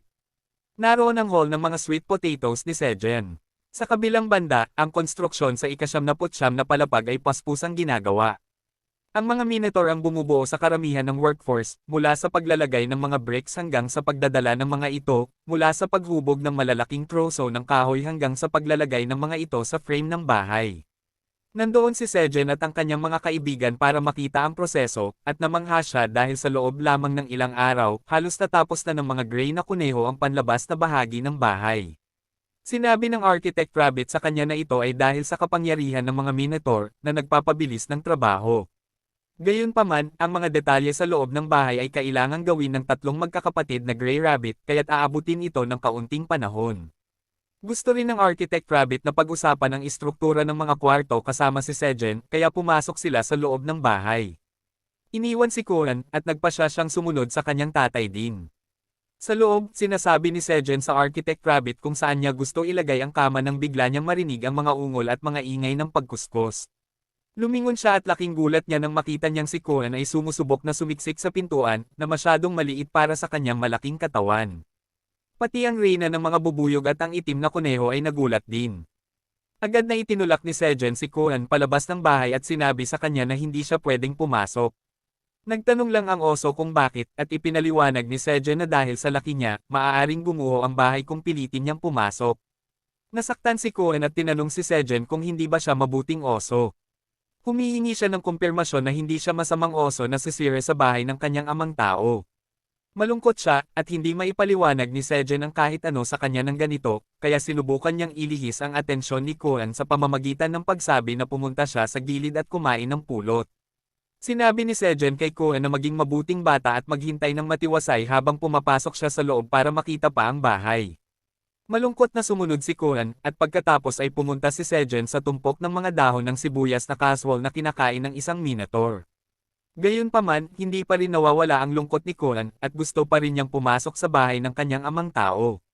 Sinubukang haplasan ng reyna ng mga bubuyog ang kanyang ulo habang kumakain siya ng pulot, ngunit bigla na lang umiyak si Kuan, sinasabing gusto rin niyang maging maliit. Umiiyak siya habang sinasabi na gusto niyang matulog kasama si Sejen sa bahay. Ang mga luha ay bumabagsak sa kanyang mga kamay at nagsisimulang magningning ng maliwanag, at pagkatapos ay nagsimula ring magningning ang kanyang kamay. Laking gulat niya, umiiyak pa rin si Kuan. Samantala, si Sejen ay nag-uusap sa Architect Rabbit tungkol sa paggamit ng mga dahon ng sibuyas bilang materyales para sa kama. Sabi ng kuneho na hindi magiging magandang materyales para sa kama ang mga dahon ng sibuyas dahil magiging matigas ang mga ito. Biglang narinig ni Sejen si Kuan na tinatawag siyang tatay ng buong lakas, at paglingon niya, may tumama sa kanyang dibdib. Napahinga si Sejen ng malalim nang may tumamang isang oso na kasing laki ng teddy bear sa kanyang dibdib, at sa sumunod na sandali, bumagsak siya sa tumpok ng mga dahon ng sibuyas. Nagulat ang Minotaur at ang dalawang kuneho. Sabi ng kuneho, sa tingin ko, sapat na lambot ang mga dahon ng sibuyas para maprotektahan si Sejen mula sa pagkadurog sa pagkakataong ito. Tiyak na mas malala ang natamo niya kung hindi dahil sa mga dahon ng sibuyas. Kinakabahan si Sejen, nagtataka kung ano ang nangyari, nang dilaan siya ng maliit na pulang oso. Walang iba kundi si Kuan, na naging maliit mula nang unang makilala ni Sejen. Gayunpaman, may 3 hexagon sa kanyang dibdib. Hindi makapaniwala si Sejen sa kanyang nakikita, ngunit ipinagmamalaki ni Kuan na siya ay naging maliit. Iyan ang lahat para sa video na ito. Habang kumakain si Kuan ng pulot, nagsimula siyang umiyak at sinabing gusto niyang maging maliit at makapasok sa bahay ng kanyang tatay. Bigla na lang nagningning ang kanyang katawan, at ilang sandali pa ay tinulak niya si Sejen papunta sa bante ng mga dahon ng sibuyas. Siya ay naging mas maliit na ngayon, may pagbabago sa kanyang karakter na disenyo. Habang si Kuan ay nasa ibabaw ni Sejen, masiglang sinabi niya na siya ay lumiit. Agad namang bumangon si Sejen at niyakap si Kuan, tinatanong kung ano ang nangyari at lumiit siya tulad noong unang sila nagkakilala. Nasa impormasyon ng window sa taas ni Kuan ang sagot. Sinasabi nito na ang batang oso ay ngayon isang pulang higanting oso na may pulot. Sa una ay nalilito si Sejen, ngunit tinanong niya si Kuan kung nag-evolve siya sa mas mataas na bersyon tulad ng martilyo ng mandirigmang kuneho, at nagbago ang patubig na lata ng tatay na kuneho. Hinawakan siya ng itim na kuneho at sinabing muli siyang naging bata. Pero sa totoo lang, palaging bata si Kuan, bagaman malaki siya. Tinanong ni Sejen kung hindi na ba muling lalaki si Kuan, kaya't nagpasya siyang subukan ito. Nagmumumok si Kuan at nagtuon ng pansin. Pinagsama niya ang kanyang enerhiya para lumaki, at sa isang iglap, bumalik siya sa kanyang orihinal na laki at mas malaki pa, na ikinagulat ng lahat. Pagkatapos magulat ni Sejen sa kakaibang pangyayari, sinabi niya na si Kuan ay mas malaki kaysa dati. Namangha siya na makita na maaari niyang baguhin ang laki ng kanyang katawan ng malaya. Ang Minotaur, na payapang ngumunguya ng mga dahon, ay may opinyon tungkol sa sitwasyon. Sabi niya, marahil ang kagustuhan na maging maliit ay nagpipigil sa paglaki ni Koan na minsan ay nangyayari sa mga batang halimaw na natatakot maging matanda. Nagulat si Sejen nang marinig ang tungkol sa pinipigilang paglaki at bigla na lang muling lumiit si Koan. Kumapit siya sa binti ni Sejen, nagtatanong kung maaari na siyang pumasok sa bahay ngayon. Gusto rin niyang malaman kung yayakapin siya ng kanyang human tatay tulad ng pagyakap niya kay Theo at sa itim na kuneho. Napagtanto ni Sejen kung ano ang nagpapabahala sa batang oso sa loob ng mahabang panahon. Mahigpit niya itong niyakap at sinabi na nais ni Koan na mahalin siya ng kanyang tatay. Humingi siya ng paumanhin sa hindi pag-unawa sa kanyang damdamin at naging masaya si Koan. Sinabi ni Sejen na dapat nilang tingnan ang isa't isa, at sinabi ni Koan na dapat nilang tingnan ang bahay ngayon, at labis na nasasabik si Koan tungkol dito. Samantala, natanggap ni Sejen ang kanyang sombrero mula sa gray na kuneho, at sinabi sa kanya na dapat din nilang maglagay ng kama para kay Koan sa loob ng bahay.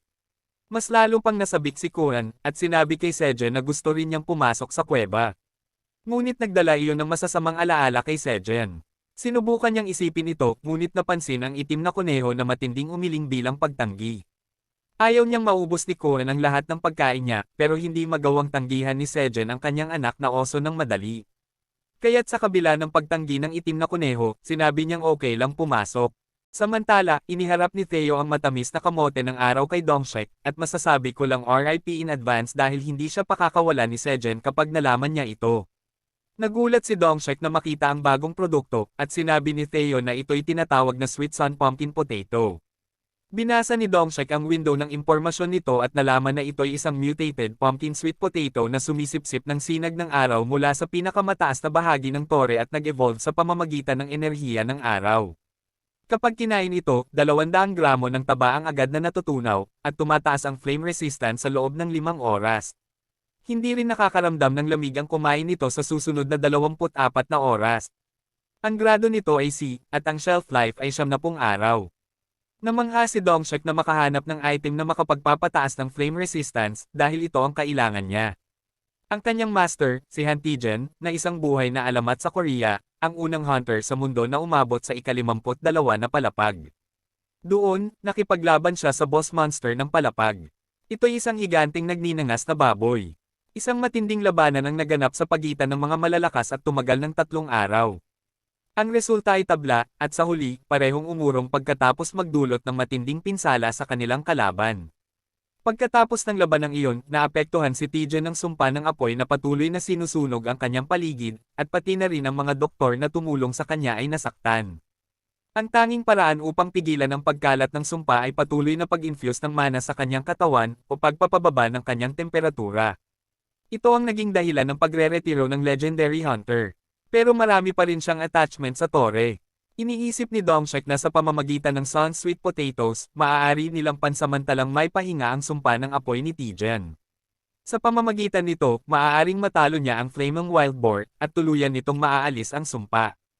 Iniisip ni Dongshek na ito ang pagbabalik ng Legendary Hunter. Bukod pa rito, mayroon din silang detoxifying green onions na makakatulong sa kanila sa pag-raid sa ika-38 na palapag. Nagpasalamat si Dongshek kay Theo, sinasabing ito'y mga bagay na talagang kailangan niya. Nagmamalaki si Theo, sinasabing walang halaga ito sa kanya. Ngunit sa totoo lang, iniisip niyang kung kukunin ni Dongshek ang Sun Sweet Potatoes, walang makakahanap ng kanyang pagkakamali.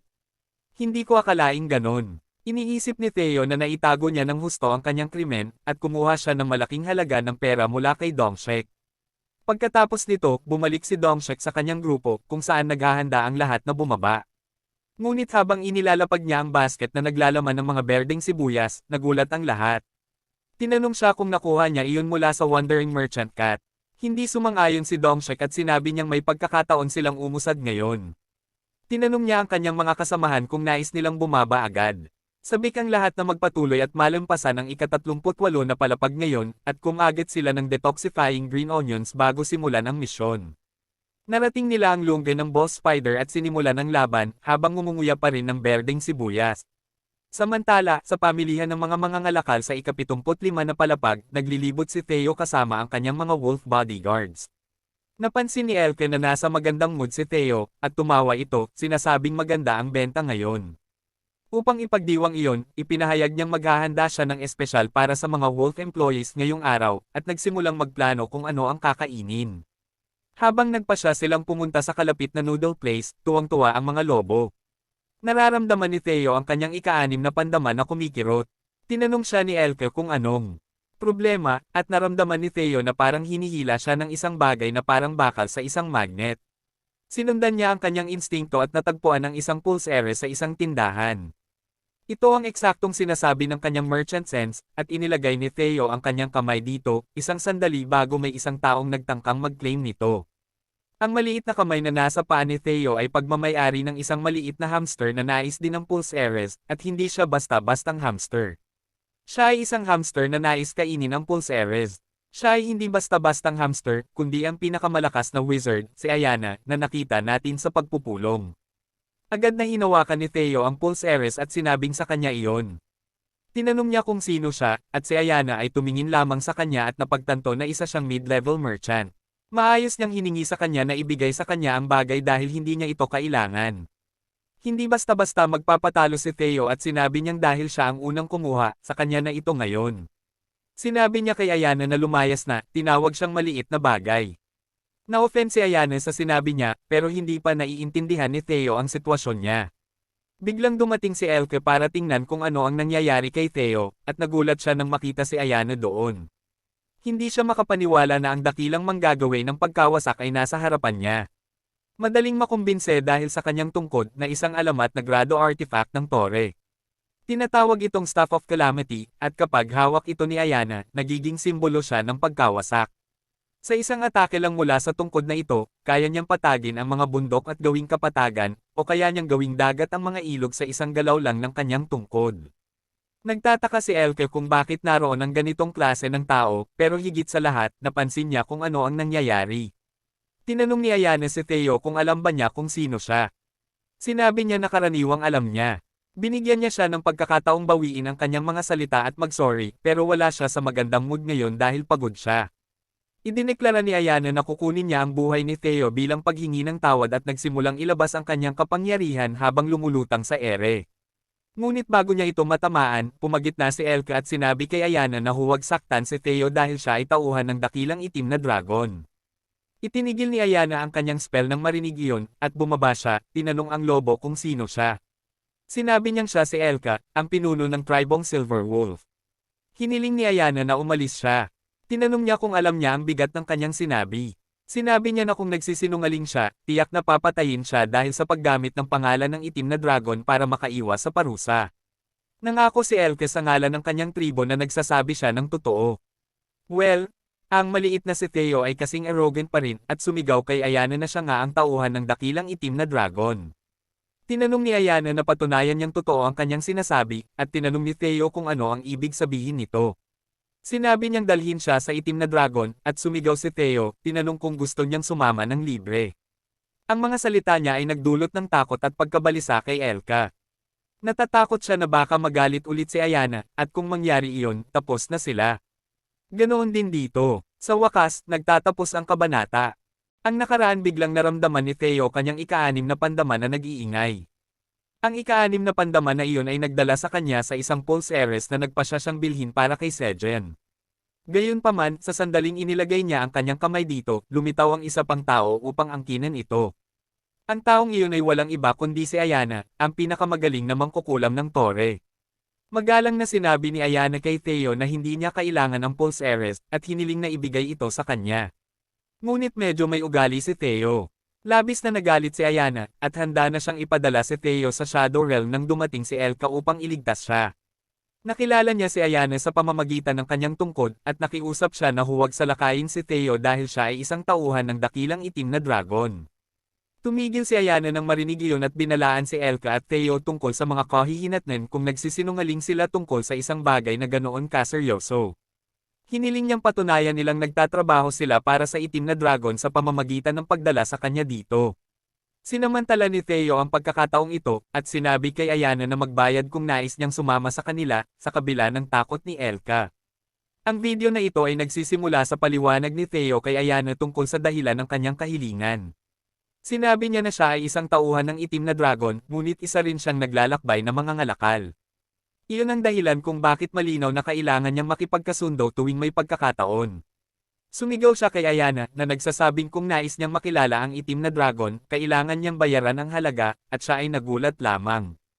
Natatakot si Elke sa kasakiman ni Theo at iniisip na maaaring sinigurado na niyang sisirain ni Ayana ang kanilang buong nayon dahil sa kagaspangan nito. Gayunpaman, iba ang reaksyon ni Ayana. Nagsimula siyang tumawa ng malakas at sinabi kay Theo na napakakumpiyansa niya. Sinabi niya na gusto niya ang mga taong katulad niya na hindi natitinag sa kanilang paninindigan.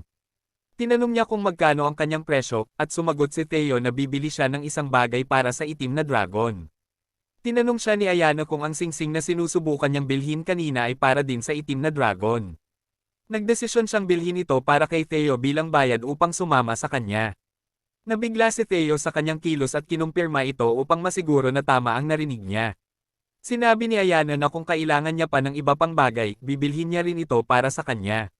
Simple lang ang dahilan. Iniisip niya na kung makikilala niya na ang itim na dragon ngayon, dapat niyang gawin ang lahat upang hindi mawala ang pagkakataong ito. Sa kabilang banda, ngumiti si Theo sa kanyang sarili at iniisip na talagang swerte siya dahil nahuli niya ang isang madaling magbigay. Plano niyang samantalahin ng husto ang kabutihan ni Ayana. Una, pumunta siya sa isang mangangalakal ng salamin at bumili ng 100 bote. Sunod, bumili siya ng mga sombrero at binigyan ng isa si Elka na sinasabing magugustuhan ito ng kanyang anak. Tinanong niya ang pinuno ng mga lobo kung kailangan pa niya ng iba pa dahil bibili niya rin ito. Nervyosong sinabi ni Elka na ayos na siya. Ngayon, nagsisimula ng maghinala si Ayana sa likas na kasakiman ni Theo. Tinanong niya kung hindi ba siya bumibili ng mga bagay na maaaring kailanganin ng itim na dragon. Tinanong niya kung talaga bang kailangan ng itim na dragon ang mga ganitong uri ng mga bagay. Abala si Theo sa pagsukat ng isang sombrero at sinabing talagang kailangan ng dragon ang lahat ng ito. Patuloy siyang tumatawa habang hinihingi kay Ayana na bilhin ang mga sombrero para sa kanya. Ngayon, galit na si Ayana at binalaan niya ang mga ngalakal na pusa na kung nagsisinungaling siya. Pagsisisihan niya ito sa huling ilang segundo ng kanyang buhay bago siya sirain. Biglang dumating si Theo na may suot na wizard hat, sinasabing babagay ito sa kanya. Habang tinatanggap ni Ayana ang sombrero na binili gamit ang sarili niyang pera, medyo namula siya. Nagsimula siyang magbago at nagpasalamat kay Theo, ngunit sinabi niyang hindi lahat ng mangkukulam ay nagsusuot ng ganitong uri ng sombrero. Ngunit hindi interesado si Theo at hiniling na agad bayaran ang mga sombrero, na muling ikinainis ni Ayana. Galit siyang lumapit sa mga ngalakal at tinanong kung magkano lahat ang halaga, at sinabi nitong 20 tower coins. Handa na siyang ibigay ang buong halaga sa tindero, ngunit hindi sa harap ng naglalakbay na mga ngalakal na pusa. Agad tumalon si Theo sa mga ngalakal na baboy, hinihingi na magbigay ng diskwento, at parehong nagulat si Ayana at ang mga ngalakal. Pagkatapos ay bumaling si Theo kay Ayana at tinanong kung talaga bang bibili siya ng lahat ng hindi tumatawad. Sinabi niya na hindi ganoon ang ginagawa nila dito at tumayo siyang kumpiyansa sa tabi niya. Tinanggap ng mga ngalakal na baboy na bawasan ang presyo sa 18 tower coins, ngunit hiniling ni Theo na magbigay pa ng mas malaking diskwento. Ibinaba ng mga ngalakal ang presyo sa 17 tower coins, ngunit hindi pa rin kontento si Theo at humiling ng diskwento pang muli. Mamaya, maingat na dinadala ng 3 lobo ang malalaking curtain habang naglalakad sina Theo at Ayana sa tabi nila. Tinaas ni Theo ang kanyang sombrero upang pasalamatan siya, at sumagot si Ayana na kaya niyang gawin ito kung makikilala niya ang itim na dragon. Ngunit ngayon, nagiging interesado na siya kay Theo. Iniisip niya na samantalahin sana ni Theo ang pagkakataong ito at humiling ng isang bagay na malaki o mahal, ngunit humiling lang siya ng ilang mga gamit. Bukod pa rito, sinubukan pa niyang makatipid ng pera sa pamamagitan ng pagtatawad. Pagkatapos noon, tinanong ni Ayana kung nasaan ang itim na dragon, at sumagot si Theo na nasa ika-99 na palapag ito. Naguluhan si Ayana at tinanong kung talaga bang nasa ika-99 na palapag ang dragon at hindi sa admin space, na konektado sa lahat ng bahagi ng tore. Sinabi lang ni Theo na malalaman niya kapag narating na niya ang ika-99 na palapag. Naghihinala si Ayana sa ganitong kasagutang hindi malinaw, ngunit nagpasya siyang sumunod sa kanya. Samantala, sa ika-38 na palapag ng tore, katatapos lang ng isang matinding labanan. Nagtagumpay sina Dongshek at ang kanyang grupo sa pagkatalo sa floor boss, ang Reyna ng Gagamba. Habang tumatama ang huling suntok ni Dongshek, namatay ang dragon, at bumagsak ang Reyna ng Gagamba. Sinabi niyang sa wakas na talo na nila ito. Ang lahat ay nagdiriwang at nagdiwang ng kanilang tagumpay sa paglilinis ng ika-38 na palapag pagkatapos ng mahabang panahon. Ngayon, nasa harap na nila ang waypoint at nagpasya si Domshek na gamitin ito upang makarating sa ika-39 na palapag. Gusto ring sumunod ng kanyang mga kasama. Ang window ng sistema ni Domshek ay nagsabi na nakarehistro na nila ang waypoint ng ika-38 na palapag at tinanong siya kung gusto niyang pumunta sa ika-39 na palapag. Samantala, sa ikalawang palapag ng tore, na itatag na ang punong tanggapan ng proyekto sa pagsasaka ng kumpanya ng gagal.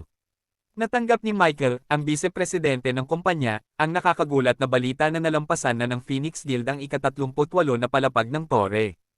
Nagulat siya dahil masyadong mabilis ito at gusto niyang malaman kung paano nangyari. Sinabi ng kanyang tauhan sa kanya ang tungkol sa isang bagong lumitaw na pananim na tinatawag na detoxifying green onion, na malaki ang naitulong sa pagtaas ng rating ng Phoenix Guild. Nang marinig iyon, napindot ang ilang maling mga buton kay Michael, at siya'y nagalit, habang hindi man lang nila mapatubo ang isang cherry tomato, kahit gaano karaming pera ang itapon nila dito. May ibang gumagawa ng bagong uri ng pananim. Inilagay niya ang kanyang kamay sa kanyang ulo na aminadong, sa ganitong paraan, hindi nila mapapatahimik ang hindi pagkakontento ng mga miyembro ng board ng gagal. Gusto niyang ipakita sa kanila ang isang uri ng resulta upang mapanatili silang nasisiyahan. Sa sandaling iyon, isang siyentipiko na nagtatrabaho sa sakahan ay tumakbo at dinala si Michael sa labas. Doon, nakakita siya ng isang bagay na talagang nakakagulat. Ang isang halaman ay nag-mutate at naging isang uri ng mabangis na halimaw na may 5 talulot na parang mga panga na may matatalim na ngipin. Nagulat si Michael at tinanong ang kanyang kasosyo sa negosyo, na ang pangalan ay nalilimutan ko kung ito ba ay isang cherry tomato plant. At sumagot siya na maaaring nagkaroon ng mutasayon dahil sa paggamit ng growth promoter. Kinuha ni Michael ang isang kutsilyo mula sa kung saan at tinanong ang kasosyo sa negosyo, na nagpapatakbo ng isang malaking pharma company at hindi dapat maging isang mangangaso, kung bakit niya iniwan ang halaman ng matagal ng buhay na dapat sana ay itinapon na ito. Lumapit siya upang suriin ito at sinabi na ito ay hindi na isang halaman kundi isang halimaw. Hinawakan niya ang bunganga ng halimaw na halaman at pinutol ito sa tangkay. Sa kanyang gulat, isang sistema ng bintana ang lumabas sa kanyang harapan, na nagsasabing natalo niya ang isang aparato, kontaminadong cherry tomato, at nakakuha ng 27x. Nagulat si Michael at sinabing nagbibigay ng karanasan ang halaman kapag pinuputol niya ito. Ang babae, na marahil ay ang pangalan ay Jenny, ay nagsabi na marahil ang halaman ay nag-mutate at naging isang halimaw dahil sa impluwensya ng tore. Napansin din niya na sa halip na tubig at nutrients, kailangang mabuhay ang mga mutant na halimaw na halaman sa pamamagitan ng pagkain ng mga insekto o maliliit na halimaw. Dagdag ni Jenny na, salamat sa mga mutant na halaman. Madali niyang naipasok ang tore at na-level up ng walang panganib. Sa tingin niya na maganda ito. Dahil ngayon ay makikita rin niya ang mga resulta ng kanilang pananaliksik sa kanyang sariling mga mata. Dagdag pa rito, sinabi niya na ang mga mutant na halimaw na halaman ay nag-multiply rin sa kanilang sarili, kahit na sa paraang hindi nila inaasahan. Ilang patak ng dagta ng patay na halaman ay bumabagsak sa lupa sa kanilang harapan.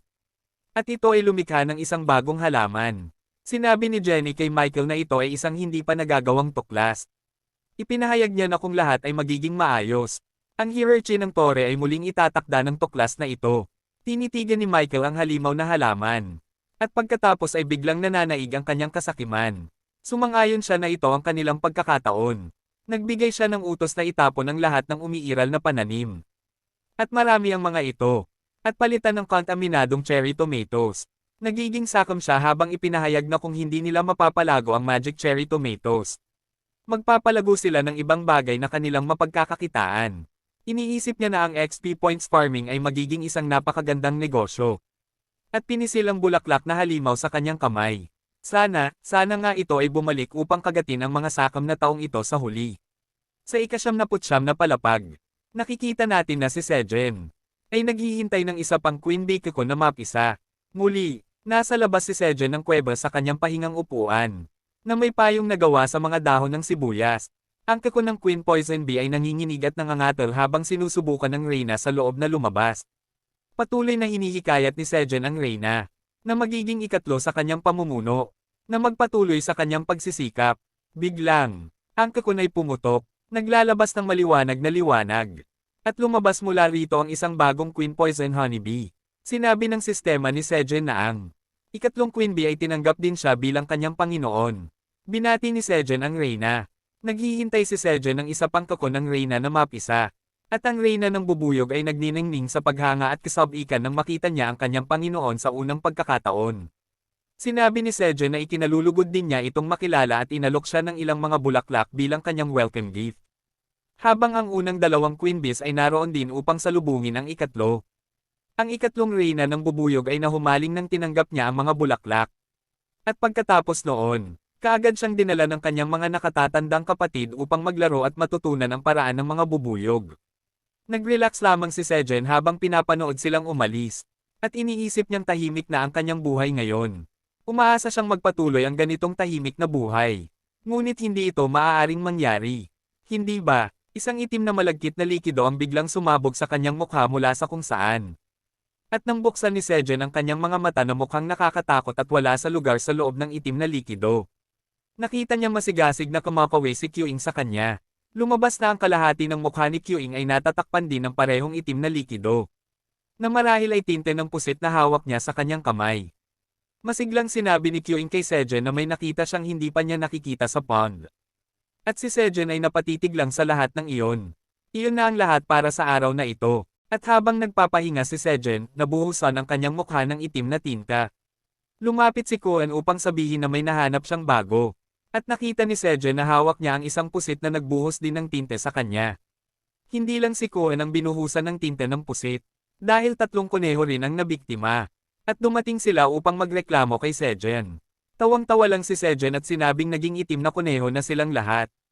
Pwede mong sabihing naglaro lang sila ng Squid Games. Habang tinutulungan ng Grey Rabbit Simp na linisin ang mukha ng Sickle Rabbit sa isang sulok. Tinutulungan naman ng ama ng kuneho ang dalawa pang kuneho sa paglilinis. Sinubukang linisin ng ina ng kuneho ang mukha ng Black Warrior Rabbit. At sumigaw ito na hindi naman siya nabuhusan. Lol!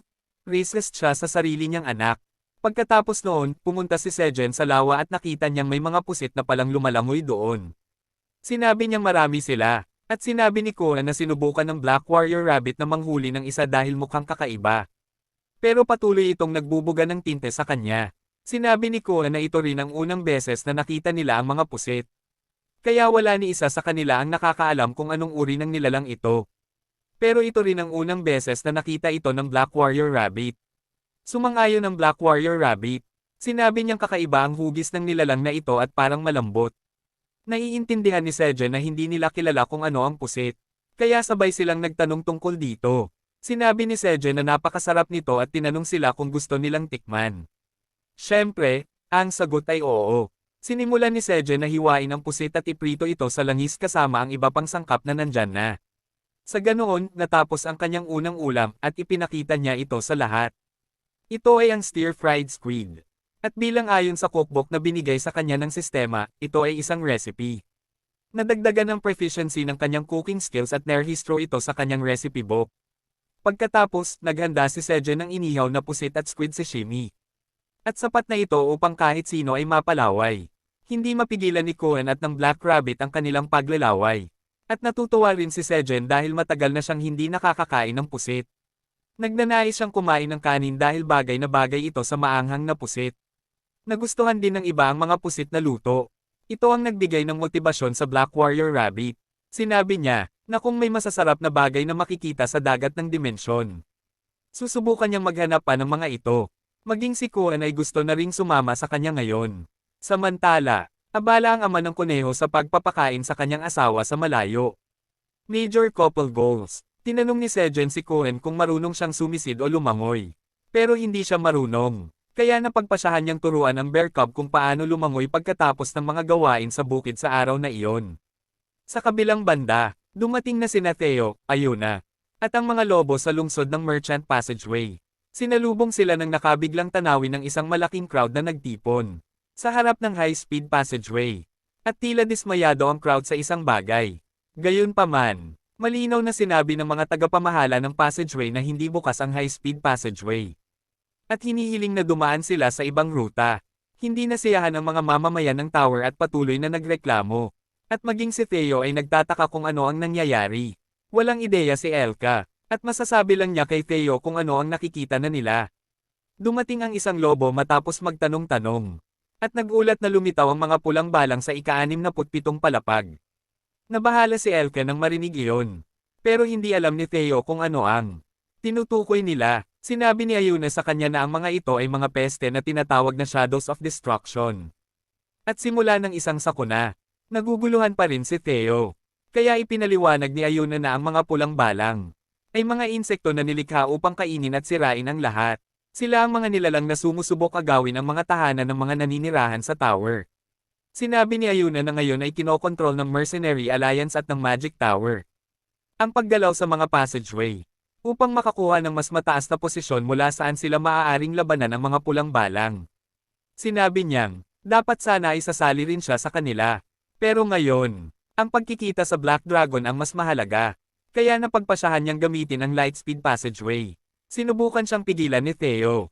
Sinabi niyang ang Lightspeed Passageway ay maaari lamang gamitin ng mga high-class wandering merchants. At bilang isang middle-class merchant, hindi siya makakapasok doon. Ngunit, sinabi ni Ayuna na magiging ayos sila dahil kasama nila siya. Kinuha niya mula sa kanyang balabal ang isang gintong badge. Nakasinlaki ng kanyang tiyan. Nabigla si Theo nang makita ang gintong badge sa kanya. Dahil ito ay ibinibigay lamang sa Grand Wandering Merchant. Ito ay isang simbolo ng kapangyarihan na nagbibigay ng walang limitasyong access sa lahat ng shortcut. Biglang nagbago ang ugali ni Theo kay Ayuna. At sinabi niyang dapat maging magkasundo sila. Pero ayaw naman ni Ayuna. Loki ay gold digger si Theo. Samantala, sa ika-79 na palapag, ani ni Sejen ang mga berdeng sibuyas na naitanim sa malawak na lugar. Makikita lamang niya ang mga bukid ng sibuyas hanggang sa abot tanaw. At pinunasan niya ang kanyang pawis habang sinasabing, malaki na ang tinubo ng mga berdeng sibuyas sa isang kisap mata. Siya at ang kanyang mga kaibigan ay patuloy na naghihiwalay at nagtatanim ng mga ito. At bago nila nalaman, umabot na ito sa mga 66 square meters at naging isang kagubatan. Gayun din, masyadong matangkad ang mga berdeng sibuyas, kaya naririnig lamang niya ang mga boses ng kanyang mga kaibigang kuneho na pinuputol ang mga ito. Pero hindi niya sila makita. Bigla niyang narinig ang mga nagulat na sigaw ng side rabbit, at napagpasyahang tingnan kung ano ang nangyayari. Pumunta si Sejen sa kanya at tinanong kung may problema. Itinuro niya ang isang halaman ng berdeng sibuyas na may napakatuwid na dahon. At sinabi niyang ito ay isang kakaibang halaman na hindi maputol. May isa pang kuneho na kasama niya at ganoon din ang iniisip. Natawa si Sejen. Sinabing imposible iyon. At hinawakan ang halaman ng berdeng sibuyas. Gayunpaman, ito ay naging isang masakit na karanasan. At agad niyang inalis ang kanyang kamay. Nag-aalala ang mga kuneho at tinanong kung ayos lang siya. Tiningnan ni Sejen ang kanyang kamay na may hiwa. At iniisip niya kung ito ba ang halaman ng berdeng sibuyas na humiwa sa kanya. Hinawakan niya ito mula sa gilid. At napansin niyang napakatigas nito. Parang bakal. May ideya siya kung ano ito. Kaya hinawakan niya ang halaman sa base. At binunot ito mula sa lupa. Sinabi ng system window na nakaani siya ng tough blade green onion. At nakamit ang tagumpay ng paglikha ng bagong uri sa tower. Ibinigay ng tower kay Sejen ang eksklusibong karapatang palagwin ang bagong uri. At walang sino man ang maaaring magtanim nito nang wala ang kanyang pahintulot. Tiningnan ni Sejen ang tough blade green onion, na nagmutate at nagmetalize ng mga dahon nito, upang protektahan ang sarili mula sa patuloy na pagputol. Ginamit nito lahat ng nutrients upang maging matigas at matalim. Kaya wala itong nutritional value, at walang epekto kapag kinain. Ang shelf life nito ay 70 araw, at ang grade nito ay C. Natutuwa si Sejen na ito ay isang bagong uri, gaya ng kanyang inaasahan. Siya ay medyo nadismaya na walang epekto mula sa pagkonsumo, ngunit ang iba pang mga katangian nito ay kawili-wili. Bigla niyang iwinasiwas ang matigas na talim ng berdeng sibuyas patungo sa ibang mga halaman ng berdeng sibuyas at nagtagumpay na maputol ang isang bungkos ng mga ito ng madali. Sumigaw si Sejen na kayanan niyang putulin ang berdeng sibuyas gamit ang berdeng sibuyas.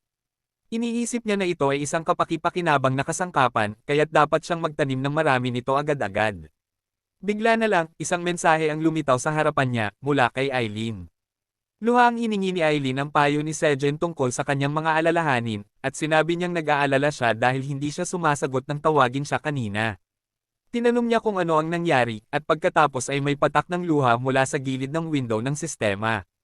Anong klaseng teknolohiya ito? Ang window ng sistema ay naging umiiyak na mukha ni Eileen na may kasamang mga bula ng sipon. Natarante si Sejen at tinanong kung bakit siya umiiyak, at sinabi nito ang buong kwento. Dumating din ang ibang miyembro ng pamilya habang pinag-uusapan ni Sejen ang tungkol sa pag-atake ng mga pulang balang sa ika-67 palapag. Hinimete ang asawang kuneho nang marinig ang tungkol sa mga nakakatakot na mga halimaw, at hiningi ng amang kuneho na magpakalma dahil ang kanyang mahinang kalusugan ay hindi maganda para sa mga sanggol. Sandali lang, buntis na naman siya. Kailangan ni amang kuneho na humawak ng damo kahit na buong araw siyang nagpuputol nito. Sa anumang paraan, kinausap ni Sejen si Aileen tungkol sa mga pulang balang na parehong halimaw na Samire sa lupain ng mga kuneho. Tinanong niya si Aileen na ilarawan ang mga ito ng detalyado, at sinabi niya na isa man lang sa kanila ay hindi panganib, ngunit habang lumalaki at dama-dami ang kanilang bilang, patuloy na dumarami ang kanilang kolonya. Nag-aalala siya na kung hindi maresolba ang isyo ng mga pulang balang, lahat ng nabubuhay sa ika-67 palapag ay mawawala. Sinabi niya na kapag nasakop na ng mga pulang balang ang ika-67 palapag, isa-isa nilang sasakupan ang natitirang mga palapag sa pamamagitan ng mga waypoint. Naniniwala si Aileen na sa huli, kahit ang lugar na ito ay hindi magiging ligtas. Nag-aalala rin si Sejen tungkol sa pulutong ng mga balang na kumakain ng lahat ng madaanan at mabilis na nag-i-evolve. Sinabi ni Aileen na mayroon siyang mga pangyayaring hadlang, katulad ng kanyang kawalan ng kakayahan na gamitin ng buo ang awtoridad ng manager, na pumipigil sa kanya na gumawa ng anumang aksyon, at hindi siya makakagawa ng kahit ano kung hindi siya mag-aksyon sa ika-67 palapag ngayon. Humihingi siya ng tawad at hinihiling kay Sejen na tulungan siya. Nasa malalim na pag-iisip si Sejen, at pagkatapos ay sinabi niya kay Aileen na huwag mag-alala. Sinabi niyang kung may magagawa siya upang makatulong, tiyak na gagawin niya ito. Sinabi niya na hindi siya dapat mag-alala dahil siya ang magsasaka ng tore. Sinabi niya na ang lugar na ito ay tahanan din niya, at hindi niya maaaring hayaan itong manatiling hindi ligtas. Sinabi niya na sina Theo at ang mga kuneho, mga lobo, at mga minotauro ay handang iwan ang lahat agad-agad para sa kapakanan ng tore. Sinabi rin ng mga kuneho kay Aileen na magtiwala sa tore, at siya ay labis na naantig sa kanilang kilos. Gayunpaman, pagkatapos ng lahat ng ito, nagtataka si Sejen kung ano ang magagawa niya upang makatulong. Hindi siya makababa ng tore. Bigla na lang, bumalik si Theo, at natutuwa si Sejen na makita siya dahil dumating siya sa tamang oras. Gayunpaman, nagulat siya nang makita si Ayuna sa tabi niya. Ipinakilala ni Theo siya bilang kanilang bisita, at binati ni Ayuna si Sejen, tinatanong kung siya ba ang dakilang itim na dragon. Natahimik si Sejen at ang tanging nasa isip niya ay na si Ayuna ay isang hamster. Iyan na para sa video na ito. Nagsimula ang chapter na ito nang bumalik si Theo sa ika-79 na palapag kasama si Ayuna sa kanyang tabi. Nagulat si Sejen nang makita ang maliit na hamster, at magalang niyang tinanong kung siya ba ang dakilang itim na dragon. Naging interesado si Sejen sa hamster at tinanong si Theo tungkol dito. Sa halip na sumagot, sinimulan ni Theo na ipaliwanag kung paano hindi naniwala si Ayuna na siya ay isang tagasunod ng itim na dragon, kaya dinala niya ito dito. Tinanong niya si Sejen kung maganda ba ang kanyang ginawa at humiling na purihin siya. Magalang na yumuko si Ayuna kay Sejen at binati siya bilang dakilang itim na dragon. Ipinakilala niya ang sarili bilang pinuno ng Magic Tower, at biglang nakatanggap si Sejen ng mensahe mula kay Aileen. Sinabi niya na dumating si Ayuna upang makipagkita kay Sejen dahil hindi dumating ang tagapamahala ng tore upang lutisin ang problema sa mga pulang balang sa ika-67 palapag. Dagdag pa ni Aileen na dahil si Ayuna ang pinuno ng Magic Tower, malamang na mataas ang ranggo niya sa tore. Sinabi niya kay Sejen na pakinggan mabuti ang sasabihin ng maliit na hamster magician. Medyo nagulat si Sejen, pero nagdesisyon siyang umakto bilang itim na dragon at sinabing hindi niya maaaring paalisan ang bisitang naglakbay mula sa malayong lugar. Tinanong niya ito kung gusto niyang uminom muna. Di nagtagal, si Ayuna ay nasa hapag-kainan ni Sejen, at may mangkok ng katas ng kamatis at pulot sa harap niya, ngunit para sa kanya, ito ay isang buong balde. Nerbyosong sinabi ni Sejen na hindi ito kalakihan, ngunit dapat niyang ipagpasalamat. Sa likuran, nagulat si Theo nang makita ang evolved form ni Qiing at hindi siya makapaniwalang siya ang malaking bear cub. Pagkatapos, tinanong ni Sejen si Ayuna. Sumagot si Ayuna na may tame time siyang hiling sa dakilang itim na dragon. Alam na ni Sejen na ito ay dahil sa pulang balang na sumasalakay sa ika-67 palapag ngayon. Nagulat si Ayuna nang malaman ito, at agad siyang nagpatira pa ulit, sinasabing, tulad ng inaasahan, alam na ng dakilang itim na dragon ang problema. Tinanong niya ito kung bakit hindi siya tumulong noon, at ngayon naging nerbyoso si Sejen. Sinabi niya na may mga pangyayaring hindi pumayag sa kanya na makatulong. Sa mga sandaling iyon, inistorbo ni Theo si Sejen, humihingi ng churros, at pareho lang sila ni Conan tulad ng kapag humihingi siya ng pagkain sa kanyang human dad. Sinabihan sila ni Sejen na mag-behave dahil may mga bisita sila dito. Ang maaliwalas na atmosfera na ito ay naguguluhan si Ayuna, at iniisip niya kung si Sejen ba talaga ang itim na dragon. Nalilito rin siya kung bakit tinatawag siya ng pusa na merchant bilang chairman at bakit tinatawag siya ng bear cub na tatay. Iniisip niya na maliban sa kanyang buhok, walang tungkol kay Sejen na kahit papaano'y itim, at iyon ang unang kondisyon para maging itim na dragon. Huwag akong tawaging racist para dito. Iniisip ni Ayuna na si Sejen ay mas mukhang tao kaysa dragon na kamakailan lang ay nadala sa tore. Pakiramdam niya ay wala siyang kapangyarihan kay Sejen na isang magarbong paraan ng pagsasabi na siya ay napakahina. Gayunpaman, alam niya na ang enerhiya ng itim na dragon ay hindi kayang daijin ng anumang nilalang sa tore. At nakaramdam siya ng hindi maikakailang bakas ng malakas na kapangyarihang mahika na bahagyang dumadaloy mula sa ilang bahagi ng kanyang katawan. Well, dumadaloy lamang ito mula sa kanyang artifact grade na sombrero at ang name dagger. Patuloy na iniisip ni Ayuna ang tunay na pagkakakilanlan ni Sejen habang umiinom siya ng katas ng cherry tomato na may pulot na ginawa niya. Masarap ang lasa ng katas, ngunit higit pa rito, naramdaman niya ang matinding bulkzo ng enerhiya at mana mula sa katas. Nagulat si Ayuna at tinanong si Sejen kung ano ito. Sinabi niya na ito ay katas ng magic cherry tomato na hinaluan ng pulot.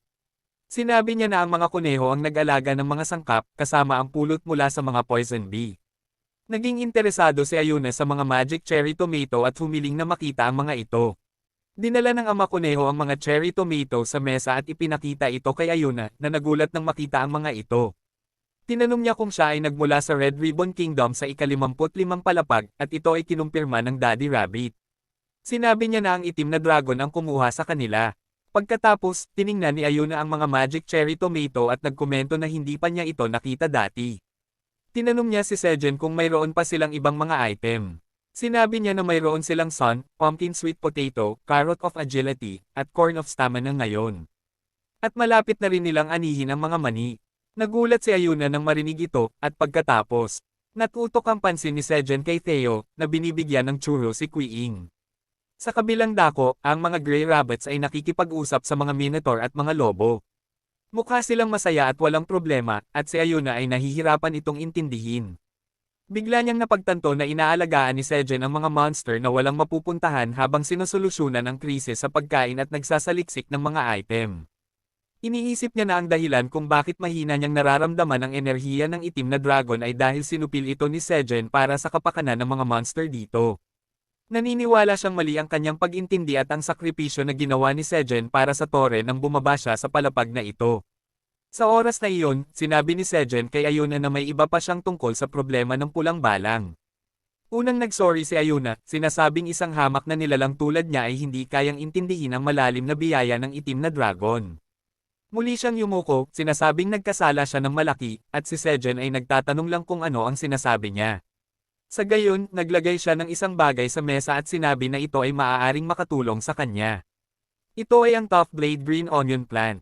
Habang binabasa ni Ayuna ang impormasyon ng Green Onion Plant, sinabi ni Sejen ang isang kwento tungkol sa kung paano madaling makahuli ng mabagsik na mga lobo ang mga Eskimo gamit lamang ang isang kutsilyong nababalutan ng dugo. Simple lamang ang paraan ng pangangaso. Maglalagay ng dugo sa kutsilyo ang mga Eskimo na magyayelo sa malamig na panahon. Pagkatapos, ililibing nila ito ng patayo sa nyebe. Ang mga gutom na lobo ay maaamoy ang kaakit-akit na amoy ng dugo at lalapit sa kutsilyo upang dilaan ito. Ang talam ay paputol sa kanilang dila at patuloy silang magdudugo at dadilaan ito. Ngunit ang mas nakakakilabot na bahagi ng kwento ay ang kutsilyong nababalutan ng dugo ay naputol ng lobo. Ang pinakakilabot na bahagi ng paraan ng pangangaso na ito ay ang mga dila ng mga lobo ay manhid dahil sa lamig at hindi nila napapansin na sila'y dumudugo na. Sa ganitong paraan, mamamatay sila ng walang kahirap-hirap mula sa mga Eskimo. Sinabi ni Sejen na nabasa lang niya ito sa isang libro pero natakot na ngayon si Theo. Sinabi niya sa pinuno ng lobo na bibigyan niya ito ng isda kaya hindi na niya kailangang dilaan ang mga talam. Si Ayuna, sa kabilang banda, ay iniisip na maganda ang kwento. Naniniwala siyang hindi maipagkaiba ng mga pulang balang ang karaniwang green onion sa tough blade green onions. Kaya't bulag silang tatakbo papunta rito. Sa paggawa nito, mapuputol sila hanggang mamatay. Gayon din, sila ay may kasanayan sa pagkain sa mga mahina na indibidwal ng kanilang sariling uri. Kaya't ito ay magiging lubos na epektibo. Siya ay naniniwala na sa matibay na tibak at mga sibuyas na berde, maaari nilang ipagtanggol ang waypoint. Sinabi ni Ayuna na, asahan mo, ang dakilang itim na dragon ay nagtataguyod ng bagong mga sandata upang labanan ang mga pulang tipaklong habang nire-resolba ang kakulangan sa pagkain ng tore. Si Sejen ay tanging natatawa ng nerbyosong at iniisip na nililikan niya ang isang di matutumbasang pagkakamali. Gayunpaman, sinabi niya na kung magkakaroon siya ng pagkakataon na subukan ang kanyang teorya, ito'y magiging mahusay. Bago pa lamang niya inani ang matibay na tibak ng mga sibuyas na berde, at balak niyang agad na ito'y paulit-ulitin. Sinabi ni Ayuna sa kanya na may ilang mga pulang tipaklong siya, kaya't kahit papaano, maaari niyang malutas ang problemang eksperimentasyon. Bulong na si Sejen sa kanyang pahayag, kaya't nagpa siya si Ayuna na ipakita ito sa kanya. Binuksan niya ang isang mahiwagang portal at pagkatapos ay kinuha ang kanyang tungkod mula rito. Kasama nito, kanyang pinalaya ang ilang mga pulang tipaklong na nahuli sa kanyang mahika. Nagulat ang lahat sa pagkakita nito, lalo na ang ina ng kuneho at ang kanyang asawang konsul. Tinanong ni Sejen si Ayuna kung mayroon ba ang mga pulang tipaklong. At sinabi niya sa kanya na huli niya ang ilan sa kanila para sa eksperimentasyon. Ngunit lumitaw na ito'y eksaktong kailangan ni Sejen. Tinanong niya ito kung ano ang gusto niyang gawin dito. At sinabi niya sa kanya na maghintay ng sandali. Itinanim ni Sejen ang dalawang halaman ng sibuyas na berde. Ang una ay normal, at ang pangalawa ay matibay na tibak na sibuyas na berde. Matapos niya ito, sinabihan niya si Ayana na palayain na ngayon ang mga tipaklong. Ginawa niya lamang ito, at ang palaging gutom na mga tipaklong ay tuwirang pumunta sa mga sibuyas na berde. Una nilang narating ang normal na halaman ng sibuyas na berde at nagsimulang kumain nito. Nagsimula silang nguya at ngumuya nito. Matapos nila ito, napansin nila ang pangalawang halaman ng sibuyas na berde at agad na pumunta roon. Gayunpaman, ang unang pulang tipaklong ay nabiyak sa dalawang talam. Ang pangalawa ay hindi natuto mula sa mga pagkakamali ng unang tipaklong at nasugatan rin sa dalawang. Ginawa ng lahat ng iba ang parehong pagkakamali, at iyon ay nagpapaalala sa akin sa aking sarili at sa aking mga kaibigan. Sumigaw si Sejen na ito ay isang tagumpay, at sa kasalukuyan, isang status window ang biglang lumitaw sa harap niya. Sinabi sa kanya nito na naabot niya ang dakilang gawain ng isang magsasaka sa pamamagitan ng pagpatay sa mga peste gamit ang mga tanim. Ito ay idinagdag bilang gantimpala para sa tagumpay. Ang katangian ng trabaho ay ang EXP points ay maaaring makuha kapag ang mga tanim ay nahuli ang mga pesteng ito. Nagulat si Sejen na makita ito, at iniisip na kung hahagipin niya ang mga pulang tipaklong sa mga tanim, maaari siyang makakuha ng EXP points. Iniisip niya na ito'y kamangha-mangha, at iniisip ko na ang kanyang pag-level up sa mga susunod na kabanata ay magiging napakabilis. Sa kabilang banda, ang mangangaso na si Dongshek ay bumalik sa tunay na mundo matapos makumplito ang kanyang misyon. Diretso siyang pumunta sa kanyang boss na si Tijen, na pinupuri siya para sa paglilinis ng ika-38 na palapag ng mas mabilis sa inaasahan. Alam din niya na ang katotohanang si Dongshek ay bumibisita sa kanya paglabas niya sa tore ay dapat na nangangahulugang mayroon siyang napakagandang balita. Sinabi ni Dongshek na ang kanyang guro ay matalino pa rin tulad ng karaniwan. Pagkatapos nito, kinuha niya ang kalabasang kamote at ibinigay ito sa nagulat na si Tijen, sinasabi sa kanya na lahat ay naghihintay sa pagbabalik ng bayani. Ang kanyang mga kasamahan ay nasa malamig na silid, at nais nilang sabihin kay Tijen na magsanay na sa tore. May kumpiyansa at ngiti ang kanyang mukha habang kumakain ng kalabasang kamote. At ang pinagmula ng apoy ay na-neutralize para sa 5 oras. Iyon na ang lahat para sa video na ito. Sa ika-67 na palapag, ang madugong labanan sa pagitan ng mga residente ng tore at ng mga pulang balang ay nagngangalit. Ang mga taong butiki ay nasa unahan ng labanan na ito at hinarap nila ang mga pangkat ng matatakaw na mga halimaw na insekto sa kanilang buong lakas. Isang biro lang, ang isang pangkat ng 3 mahuhusay na lizard folk ay nauuna sa lahat at nahihirapan silang harapin ang mga halimaw. Nahihirapan silang harapin ang mga kaaway na tila hindi tumitigil sa anuman. Isa sa kanila ang nagrereklamo na masyadong marami ang mga pulang balang dito, ngunit ang kanyang kasama ay nagsabi na kailangan nilang magpatuloy kahit na ano. Sa likod nila ay ang waypoint patungo sa susunod na palapag, at kung makarating ang mga balang doon, ang susunod na palapag ay mapapahamak din. Pagkatapos ay dumating ang pinakamalakas na salamangkero sa tore, si Ayuna. Siya ay lumulutang sa hangin at sinabihan ng mga taong butiki na lumayo. Sa kanyang napakalakas na mahika at espesyal na tungkod, lumikha siya ng isang malaking fireball. Ang pagkakita sa kanyang pagkilos ay nagpuno ng pag-asa sa mga puso ng mga taong butiki, at pagkatapos ay inihagis ni Ayuna ang fireball sa mga halimaw na bog. Tumama ang fireball sa lupa at nagdulot ng malaking pagsabog na nagpapalapno sa lahat ng pulang balang sa daan nito. Ang pag-ataking ito ay nagtulak din sa natitirang mga pulang balang pabalik, at sa paggawa nito, lumikha si Ayuna ng mga puwang sa pagitan nila at ng mga puwersa ng depensa ng tore. Sinabi niya sa mga taong butiki na binigyan niya sila ng kaunting oras. Nagbukas siya ng portal at naghulog ng mga bungkos ng matitibay na sibuyas mula doon habang sinasabi niya sa mga taong butiki na magmadali at itanim ang mga ito ng pantay-pantay sa harap ng linya ng depensa. Nabigla ang mga taong butiki dahil nakikita lang nila ang mga sibuyas. Gayunpaman, muling inutusan sila ni Ayuna na magmadali, at mabilis nilang ginawa ang kanyang iniuutos. Mabilis na itinanim ng mga taong butiki ang mga sibuyas na may pantay na pagitan. Nang oras na iyon, natakpan ng mga pulang balang ang distansya sa pagitan nila at nagsimulang dumiretso patungo sa kanila. Kaagad tumakbo ang mga taong butiki pag nakita sila, ngunit ang matitibay na sibuyas ay nakatanim na ng maayos. Ang mga pulang balang ay nagpatuloy sa paglipad at nahati ng malinis ng matitibay na sibuyas. Ang ilan ay nahati sa dalawa, ngunit ang iba ay nagawang makalampas sa linya ng mga sibuyas na may matinding pinsala. Nabigla ang mga taong butiki at iba pang mga residente ng tore sa pagkakita sa mga pulang balang na papunta sa kanilang kamatayan. Kung ang mga insekto lang ay may utak, iiwasan nila ang mga matitibay na sibuyas. Pero hindi, sila ay kasing tanga ng mga anti-vax flat earthers. Tinanong ng mga taong butiki si Ayuna kung ano ang sibuyas na iyon, at sumagot siya na iyon ang biyaya ng itim na dragon. Nagulat ang lahat nang marinig ang pangalan ng itim na dragon, at pagkatapos ay nagsimulang magbigay si Ayuna ng pep talk. Sinabi niya sa mga mandirigma at salamangkero ng tore na hindi na nila kailangang matakot sa masasamang mananakop. Sinabi niya sa lahat na dapat nilang salakayin lang ang mga pulang balang na makakalampas sa linya ng sibuyas.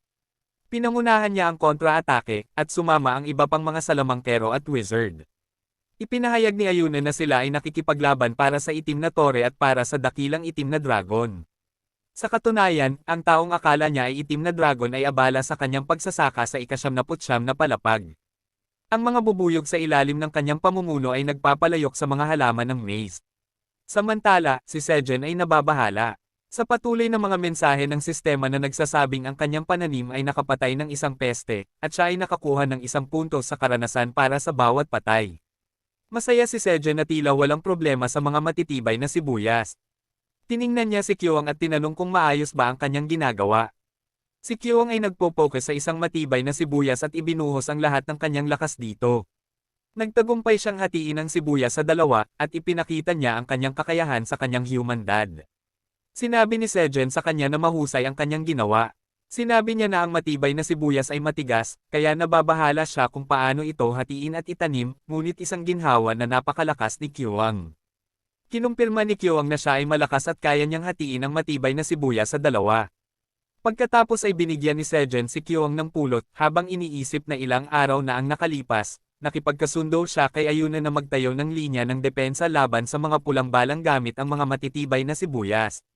Noong panahong iyon, ibinigay ni Sejen ang ilang matitibay na sibuyas kay Ayuna upang protektahan niya ang tore gamit ang mga ito. Nagpasalamat si Ayuna sa kanyang kabaitan, at tuluyan nang naniwala na siya ang dakilang itim na dragon. Gayunpaman, may suhestyon siya para kay Sejen. Naniniwala siyang kung ang matibay na sibuyas ay hindi mababantayan ng maayos, maaaring magkaroon ng mga kaso ng pang-aabuso nito sa loob ng tore. Iminungkahi niyang ang tamang gawin ay ihatid ang pera para sa pananim. Naniniwala rin siya na makakatulong ito kay Theo, na isang naglalakbay na mangangalakal sa ilalim ng utos ng dakilang itim na dragon. Nagustuhan ni Theo ang ideya, at wala ring dahilan si Sejen para tumanggi. Pagkatapos ay sinabi ni Ayuna na dahil itatayo lamang nila ang waypoint defense line, hindi tataas ang bilang ng mga matitigas na sibuyas. At dahil siya mismo ang mamumuno sa digmaan laban sa mga pulang balang, kailangan niyang tiyakin na walang pulang balang na natitira. Iyon ang dahilan kung bakit mahihirapan siyang bumalik sa ika-79 na palapag. Kaya hihiling siya ng transportasyon mula sa Merchant Association sa pangalan ni Theo. Bahagi rin ito ay nakakalito para sa akin, kaya huwag mo akong tanungin na ipaliwanag ito ng mas mabuti. Nang mga oras na iyon, napansin ni Sejen na may kakaiba at lumingon upang makita na. Kinain ni Queen ang mga bangkay ng pulang balang kasama ang karaniwang sibuyas na kanilang itinanam. Nagulat si Sejen at tinanong si Queen kung kinain niya lahat at sinubukang silipin ang kanyang bibig. Na nagpapaalala sa akin ng panahon na kinain ng aso ko ang mga susi ng aking kwarto. Sa kabutihang palad, sinabi lang ni Queen na masarap ang mga pulang balang. At tinanong din ni Elke kung pwede niya itong kainin. Nalilito si Sejen noon, pero natutunan niya na ang mga halimaw ng tore ay nakakahanap ng pulang balang na masarap. Iyon ay nagpakita ng isa pang pagkakataon para sa negosyo kay Sejen. Balik sa kasalukuyan, pinadala ni Sejen si Elka upang magdala ng bagong matitigas na sibuyas sa ika-67 na palapag. Kasama nito, may isa pang misyon para sa kanya, ang teleportasyon ng mga pulang balang. Natutunan ni Sejen na ang mga lizardmen na lumalaban sa mga pulang balang sa ika-67 na palapag ay ginagamit ang mga patay na balang bilang pangunahing pagkain. Dahil napakaraming pulang balang, ang supply ay higit sa demand at hindi nila ito kayang hawakan. Kung ang mga bangkay ng pulang balang ay pinabayaan lang, kinokonsumo ito ng ibang pulang balang na hindi. Magandang bagay kung nais nilang mabilis na mabawasan ang bilang ng mga ito. Dito pumapasok si Sejen at kumikita. Kinuha niya ang buong tribo ng mga lobo upang mag-transport ng mga patay na pulang balang na pinatay ng kanyang matitigas na sibuyas. Ang mga adult na lobo ay nagdadala ng mga karwahe puno ng patay na pulang balang sa pasilyo ng tore, at ang mga sanggol na lobo ay sumusunod lamang sa kanila. Ang mga pulang balang ay dinadala sa ika-79 na palapag upang hawakan at gamitin bilang pagkain.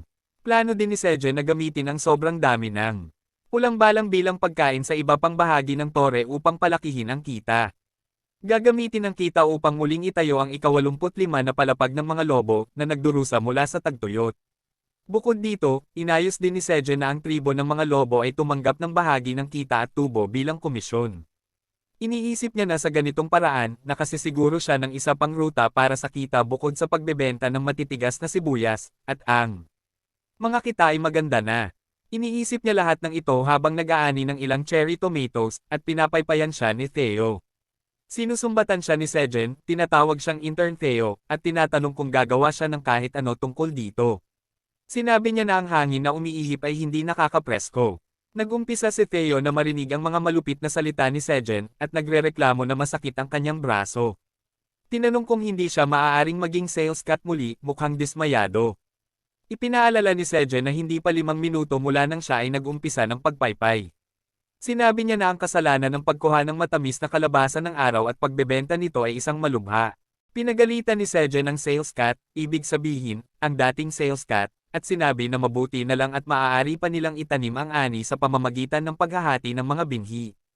Kung hindi iyon posible, magpapollen na sila sa isang espesyal na ani magpakailanman.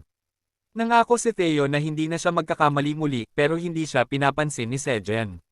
Biglang nagbago ng tono si Theo at sinabi na mabuti na lang at naibenta niya ang espesyal na ani kay Dongshek. Sinabi niya na si Dongshek ay isang hunter na marunong magtago ng sikreto, at mukhang kailangan niya talaga ang mga sun-sweet pumpkin potatoes. Kumpiyansa si Theo na dahil sa trade na ito, lalong tataas ang tiwala sa pagitan nila ni Dongshek. Sinabi niya na ibig sabihin nito ay maganda ang kanyang ginawa. Ngunit hindi impressed si Sejen, at iniutos niya kay Theo na magpaypay pa ng 30 minuto. Nasyok si Theo, pero nagpaypay pa rin siya ng buong lakas kay Sejen. Umiiyak at nagmamakaawa si Theo na patawarin siya, at bigla namang sinabi ni Sejen na masakit ang kanyang balikat. Nakita ito ni Theo bilang pagkakataon at inalok na tingnan ang balikat ni Sejen. Nag-alok siya na magbigay ng masahe, at pumayag naman si Sejen. Sinimulan ni Theo ang pagmamasahe ng kanyang balikat habang sinasabing huwag siyang magkasakit. Nag-e-enjoy si Sejen sa atensyon at iniisip kung dapat pa niyang asarin ang cat merchant. Bigla niyang nakita ang pamilyar na system windows na nagsasabing nakatanggap siya ng karagdagang EXP dahil ang kanyang mga tanim ay muling nakapatay ng mga peste. Napagtanto ni Sejen na nagkaroon na naman ng pagsalakay ng red locusts. Dahil sa EXP na ito, nag-level up si Sejen at nakakuha ng job quest na mag-ani ng 1,000 crops. Ang gantimpala para sa quest na ito ay 2,150 tower coins. Ipinagdiriwang ni Sejen na narating niya ang level 20, at dahil dito, nahulog si Theo mula sa kanyang balikat. Masaya niyang sinabi na ang pagdagdag ng EXP mula sa pag-aani ng crops at pagtanggal ng peste ay nagpapadali sa pag-level up. Tiningnan niya rin ang quest na hindi naman mukhang mahirap kaya gagawin niya ito kaagad. Naniniwala siya na kapag nag-level up pa siya, makakakuha siya ng bonus stats at tataas ang kanyang mana. Habang abala siya sa pagmonolog, biglang sumigaw si Theo sa kanya, tinatanong kung ano ang ginagawa niya. Galit na pinaalalahanan siya ni Theo na nagmamasahe siya at sinabihan siyang bumalik agad sa kanyang upuan. Sumunod naman si Sejen, at sinabi ni Theo na may problema rin siya sa mukha kaya imamassage rin niya ito. Tinangka ni Sejen na pakalmayan siya dahil hindi ito kaaya-aya, pero hindi tumigil si Theo. Sa ibang bahagi ng 99th floor, nanginginig sa lupa ang mga tree monsters na tinatawag na corrupted ants. Biglang naapakan ito ng mabigat na paa ng Mama Crimson Bear. Tila nakahuli siya ng higit sa isang tree monster, at hindi siya nasisiyahan na mas madalas na silang pumapasok sa kanyang teritoryo kamakailan. Iniisip niya na kailangan niyang palakasin ang kanyang patrol upang maiwasan ang pagpasok ng mga tree monsters sa kanyang teritoryo, at tiningnan niya ang araw upang malaman na oras na upang bumalik. Hinailan niya ang mga labi ng tree monster habang pauwi at iniisip kung ano ang hapunan nila ngayon. Umaasa siyang kumakain ng mabuti si Kyuhang at magluluto ulit si Sejen ng masarap na pagkain para sa kanila. Iyon lang para sa video na ito.